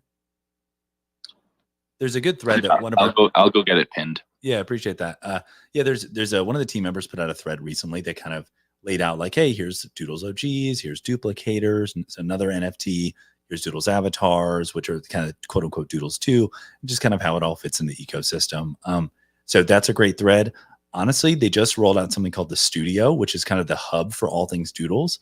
It's just doodles.app on your web browser. Play around with that, like, look around, have some fun, create an account. It's free. You know, and you could build, you know, you can try on different wearables, just have fun with it and kind of explore that. I literally just did that, created an account, got like the little airdrop or collectibles. Yeah, the starter pack. Yeah, cool. Like the 4 things. Yeah, I literally just did it. So I think I'm on a right path. That's awesome. How cool is that? Very cool. Yeah. Yo, DM me your wallet. I'll send you some stuff to fit out your guy. Hey. Ooh, Burry. That's awesome. Very cool. Thanks. Now, I'm just realizing now, Flip may not know his wallet because it's the Magic wallet created with the account, but maybe we can help walk him through. Yeah. How does I don't even know. I've only played with it for 2 seconds in the new version. I'm used to the old. If you go to the settings, manage wallets, you can pull your Magic wallet flow address from there. So it is accessible. You just gotta kind of track it down. Yeah, I see it. Hey, wait, and this Magic that flow, like, what is that? It's flow. It's flow. It's flow. So you could use it. What wallet is it though? Is it a Dapper or is it the like flow reference? Is it flow reference? I don't know. They change it Blockdo to flow reference. I think it's a hybrid custody wallet because you can make another wallet the parent. Yeah, it's not. Well, it doesn't have to be a hybrid custody wallet to make something the parent. Now we're getting confusing. Okay, never mind. It's not. I don't believe it's. Find me the address for your flow wallet. It's just a flow wallet. That's all you need to know. And we're back. I'll be dropping a pod on Flow in a couple of weeks, and you can educate yourself on what's going on. But yeah, super fun, dude. And thanks, Flip. Yeah, for asking some there's a lot of fun. There's a lot of fun things going on. I mean, we do these spaces every Monday. Hockey and 8270 do one on Saturday mornings called Dude Morning. They're also on the council. Another good Twitter to follow is Doodles @DoodlesCouncil. That's where, like, you'll get some good official communications. And in the Doodles Discord, Mushy does a good job about posting events of where the team will be on spaces. So that's probably like, just kind of joining the community if you're comfortable being on Spaces is a great way. Can I throw like one more reference? Is that if somebody just sends him the Thread Guy Julian interview, that's actually a really good. Yes. It's long, so like, but it's worth the commitment and it's really engaging. But TG did an interview with Julian that was, I actually texted Austin this specifically. I'm like, I feel like Julian did all these spaces and they were almost like his comedy workroom where he like trimmed the fat on every anecdote, and then he went on with Thread Guy and just fucking crushed it. Like it was like there was no fat on the bone on that. It was just like Now, every Steve, single answer. you know what's ironic though is the Thread Guy interview was taped first. Well, that's actually it's funny because I thought about the timing of like him doing that on that, but he had done some leading up to that. But you're right, like it wasn't as many. He hadn't done much afterwards. They flew out to LA, recorded the Thread Guy podcast the day before IRL Alpha, so it really was like the recording kicked off the kind of like press junket. But it is funny that you say it like that because I noticed the same thing. He was on point for the interview for sure. Yeah, it's definitely is crazy. Last thing I'll say before I go back to watching Love Is Blind Brazil, which is again bang or run in the reunion at this point. Only one of the couples are breaking up. I'll say this, like when you said the South by Southwest, I was getting all of the vibes because like that was the same moment for me when it clicked when I was in line. So I'm an idiot. I'm a holder who was an idiot and didn't register on time, and so I waited in line. But I ended up waiting in line with like 5 people from Austin who were just like, yeah, we just heard this was dope, so we stopped by. We don't know what this is. And they had a blast in it. And I think that's like the selling point to me when I was like, oh shit, like, because this is 2022. And like, I think it was 2022. And like, normies are like, this makes sense to me. This is fun. And I guess like the other thing that clicked for me, the one thing I'll add to what you were saying there is like, when I went to the Diplo thing later, it's like, I had this realization. I'm like, the Doodles is one of the few Web3 brands that can sort of have their cake and eat it too. And they did it in NFT NYC too, right? Like first they had this like kid-friendly event. Then they had this Diplo concert that was more for the adults, which is actually wild. Beeple was like dancing in the crowd, right? And then then they go to NFT NYC and they have this great presentation about the future. And then they have a Chainsmokers concert. And it's like, it's the only brand I can find that does both extremely well. And I think that's the one thing Pudgy's trying to figure out and age their way into. And Lucas talks about aging people into his collections from like kids to adults, but they have a gap there. But Doodles is the one brand that I saw from that point on that has seamlessly said, we can do the kid thing, but we can do the adult thing. And you don't see that quite as often within Web3. It's usually you have to pick a tighter lane. And that's like when you have IP that ubiquitous, I think it's pretty awesome. Nailed it. 100%. If you're wondering, I think FOMO has some great photos of Tony at that Diplo concert. So maybe hit him up in the DMs. Get a look at those. Christ. They're so good. How about we say we do what we don't? No. So Okay. But lifts, I think we've been dragging our dude around with us, and there's a reason why. Yeah, our dude's been lurked out. I think he's just looking at his watch, to be honest. He's probably Our dude, are you still alive? I know he's drawing. He texted me. Yeah, I'm customizing a cool banner right now for one of the doodle whales. So I got a shit ton of doodles in it, and it's hard to. But I'm listening. Ooh, whale commissions, he says. Okay. Go at. This guy's a freaking go at poet with his pen. Yeah, that's how you know we're back. There's people reaching out for commissions a lot more now. Dude, I felt the same way when I saw Burry's luggage. I was like, are we back? Are we getting luggage? Dude, chill on the luggage. I'm gonna figure out with this guy. Obviously, like the direction that Julian and the team wants is like they want exclusive stuff up. 82 says shut the fuck up. Well, you can't raise your hand 500,000 times, 82, and then not say something. But I'll speak if you don't care. But damn, he just rugged really fast. He was like, "All right, Murray, go tell him." I don't know. I don't want to get shamed by the chair. I think he was waving. I think he was saying, "Hey, I gotta go." All right. Well, what I was gonna say is the direction it seems like for the team is obviously limited, high prominent stuff, but if there's an opportunity to get like a bulk rate for the team, which I'm trying to do, then we can kind of all do that at your leisure for, you know, a doodle rate. That's kind of all I'm trying to get on that. First of all, I got to wait till I receive it and see how it rolls. We got some travel coming up, so we'll see how it works, but we'll cross that bridge. But I would just say chill for now, and if it's of interest, we'll see if it's of interest. We'll wait on the word from Burry. We'll wait on the word. I'll also report back when I get mine because I ordered one too. Yeah. I'm back. I got the baby asleep. I'm back. Nice. Yeah. Hey, A-Town, I'm glad to have you back. Keeping it quiet, you know. Awesome. Tony, let them know. All right. Dude, do you want to let him know? What have we been cooking?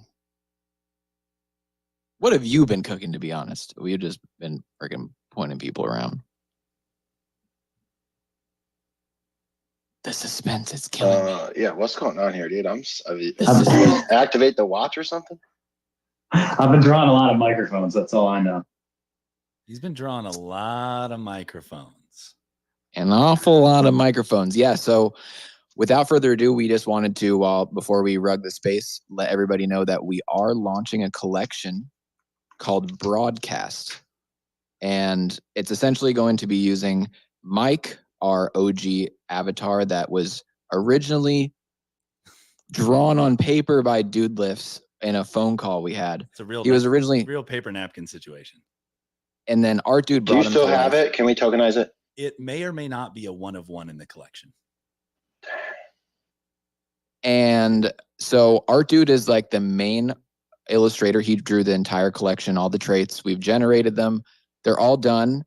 And not only is Art Dude a creator in it, we also have one of ones by Cyclo, Exotic Raccoon, Mickey Did This, M. Nubis, Sushi, Bandit, Dude Lifts has one in there, Nerd, Juiced, and Roboti Andrea. So there's 9 total artists in the collection, and they're just like our friends that we made in the Doodles community that are artists. It was kind of really cool to like put them all together. It's definitely a lot of work to coordinate that many artists, but we're really excited for you guys to check it out soon. Dude, whose idea was this? I want to know.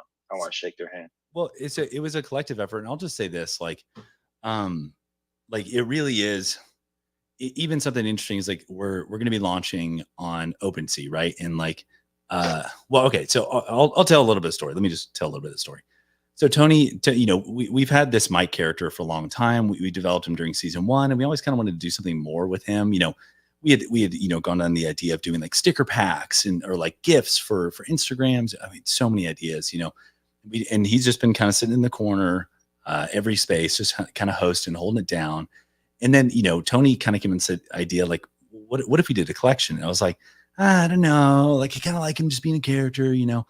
And then it was like pulling teeth. I know. So I'll tell you, well, and that's why I think the story is kind of important, right? Is like, I was like, okay, if it's going to be a collection, like it's got to be like, I'm into tech. So I'm like, let's make it on flow. Let's do some really cool technical features.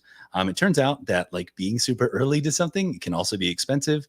And so we're like, shit, like, we can't do that. We don't have money. And so then it dawned on me, you know, that Art Dude has been one of like these, you know, this awesome artist that we've been, you know, working with for a long time. And I was like, it came to me. I was like, okay, if we're going to do this, it's got to be cool. Like to me, right? Like, and one of the things that would be cool to me to do would be to get Art Dude on the front page of OpenSea, right? I was like, I feel like that would be fucking awesome. And I was like, if we can do that, that's really cool. And one of the people Tony and I met on the way in our journey was Adam from OpenSea, who runs, you know, their marketing. And so it just kind of it became this thing of like, how can we just highlight and showcase and kind of bring together all like the friends we've made along the way, if that makes sense, like all the artists and the people and like all, you know, some advisors we've had to help us out. And so that just kind of came to be in this collection. And I'll tell you, like, Art Dude's been absolutely cooking on the traits, and Tony's been working hard on the generation. Tony and I got together to do a final generation, and we literally kind of, you know, came up with everything, generated it one time, and then went through the collection, and it was awesome. Like we had so much fun, looking at the collection. It was together, sick. Like it was just so much fun. Like Mike is the cutest little motherfucker. And just seeing him in his little outfits is super fun. And so yeah, we're just excited to do that. It's a collection, it's not a project. We're not doing, a bunch of shit or promising anything. There's some cool stuff we would like to do. But we're not promising the moon or anything. We just want to celebrate our kind of journey in the space up until this point. So yeah, that's a little bit of the story. What are you? Congratulations, guys. What are you using to generate? I'm just curious. So we use Bueno. Bueno. Did you already pay to get them like exported once you generated them, or are you just testing right now? We have not exported them fully yet. Okay, well, just an offer here for you guys is, if you want to save yourself some ETH, I'm happy to run the generation for you for free, and give you all the images and metadata. It's not too much work on my end, and I think with Bueno you have to pay like, I don't know, like 0.01 ETH or something for each, or 0.001 ETH or something. I don't know. If you want to save the ETH, just hit me in the DMs. But if it's not a huge chunk of ETH, then do what you got to do. Bueno's great. Dude, super appreciate that offer. We'll see. I had like a spiritual connection with this generation, if that makes sense. Like we generated it and I was like, this is it. Like, so we'll take another look at it, because it is a little bit, it's not too much, but if it lets you export the metadata as like a CSV, I could actually regenerate the exact match. So just FYI, we'll see if, I have. Okay, yeah, we'll see if we can cook. We could do some little tinkering. I wouldn't mind. I Saving. only offer this to you guys. Normally, I charge people for this kind of work, if you know what I mean. But sure, this is me giving back to you. Well, dude, no, we super appreciate that, and that's kind of been like a lot of this story is like we're just kind of like doing our thing the best we can, and people like you are like willing to help out, and it's super fun. And we want to make sure that we're giving that back. We've been really grateful to be able to like produce content for Doodles, the Doodles community to the best of our ability. And so that's where it's like, after the people like Art Dude who worked on it get paid, we will have a treasury. And so what we're going to try to do is really elevate like community creators. We're going to do lots of giveaways for, roadcasters and microphones. I mean, of course, Mike, it's got to be Mike is a mic. It's got to be microphones. So, yeah. And really try to create. I will say, like, creating in Web3 is not a profitable endeavor. Like, especially if you want to have some like modicum of integrity. And we've kind of been through those trenches. And so we're just going to try to give back and try to help like level up other creators in the space. Just try to kind of do our thing, But yeah, so we'll provide like more information. It's like the art is done. Basically, we've got all the one of ones and all that stuff set. So like we're gonna launch pretty freaking soon. And basically all we just need to do is like collect wallets for the whitelist, and then we're done.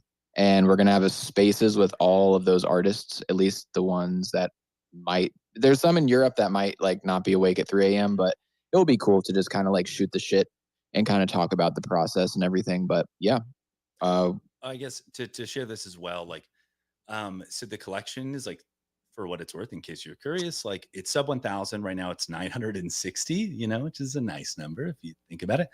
And the mint price is currently set at 0.02. We felt like that was like, for once you see the artwork that Art Dude has done, like it's really cool. So if you want to like do that, that's cool. You don't have to. Like, I'll just say that, like, if you're like, one of our, loyal listeners, whatever, like, if you don't want to collect this piece of art, don't do it. If you're listening to this and you do want to get on the whitelist spot, just shoot us a DM with your wallet address. Yeah, we got you covered if you're here. Yeah, I just wanted to say, because I appreciate our audience, and I'm like, I don't want anybody to feel any pressure. Like, if you think the art's cool, we think it's cool, collect it. If not, no harm, no foul. But Art Dude, did you have fun making the collection at least?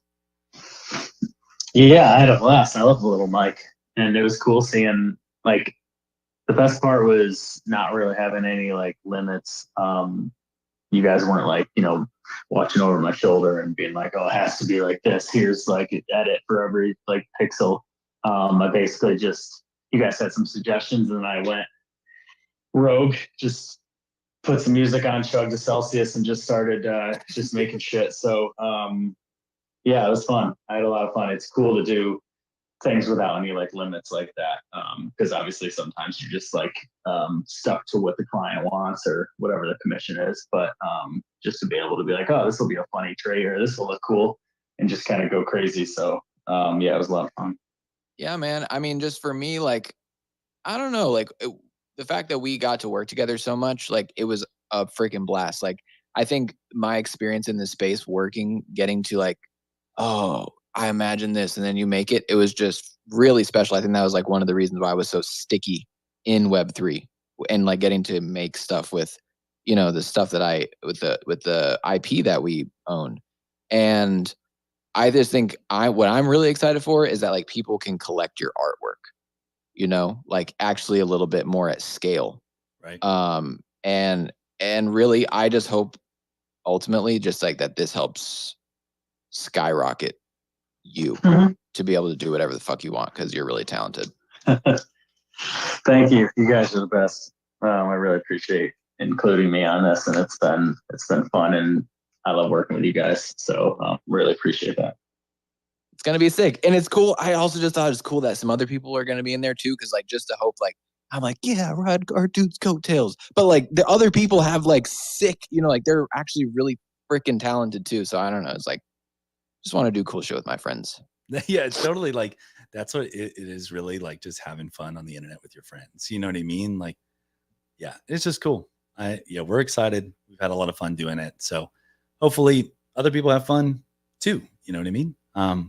So just excited. But we appreciate our dude you sticking on as we got into the weeds much deeper than we normally do on our Ink Tank space to share about what you've been up to. So we're super pumped. Yeah, I had a blast. Love it. Yeah, I can't wait for y'all to see the traits that Art Dude did. He snapped on these. Like, it's cool. It's cool. And yeah, I can't wait to see some new PFPs maybe. Oh, some new PFPs. Yeah. And there's depth. You got to read the name of the traits. You know what I mean? Like all of it has something to do about kind of our journey in this community up until this point. So I had a lot of fun with it. You should have heard me.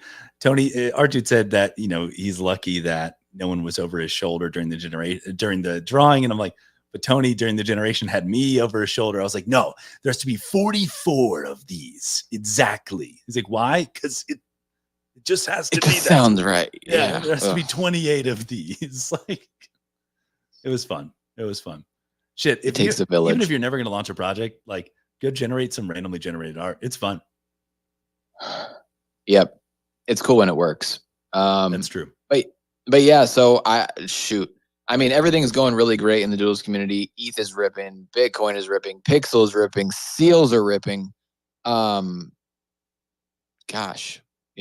there's opportunities out there. And I think it's nice that we, have our core group of homies that we stuck around through the bear market.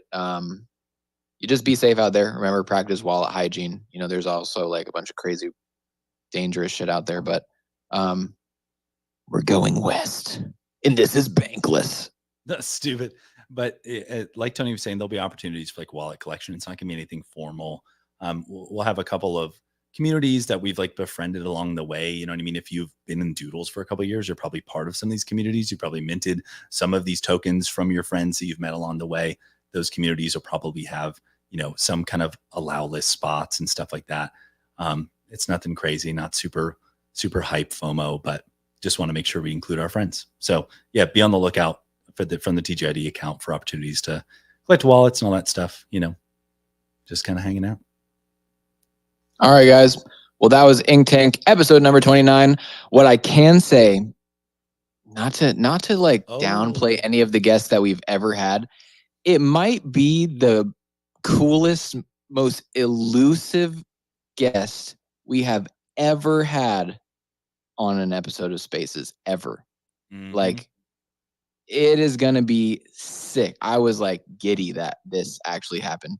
And I'm sure that everybody in this room knows who they are. I'm 1,000% sure. Yeah, I will say, we're not trying to be purposely. I'm not trying to obtuse, hype it up. but we've had a couple guests in the past that we found interesting, but maybe not all of our audience knew about, which is fine. We were trying to introduce, people to things we thought were cool. But like Tony said, if you're in here, you know who this person is. You know who they are. And you'll want to be here for sure. Yeah. I don't think have they ever been on a space? Not as far as I'm aware. Yeah. So I am super psyched. We'll drop that announcement on Friday.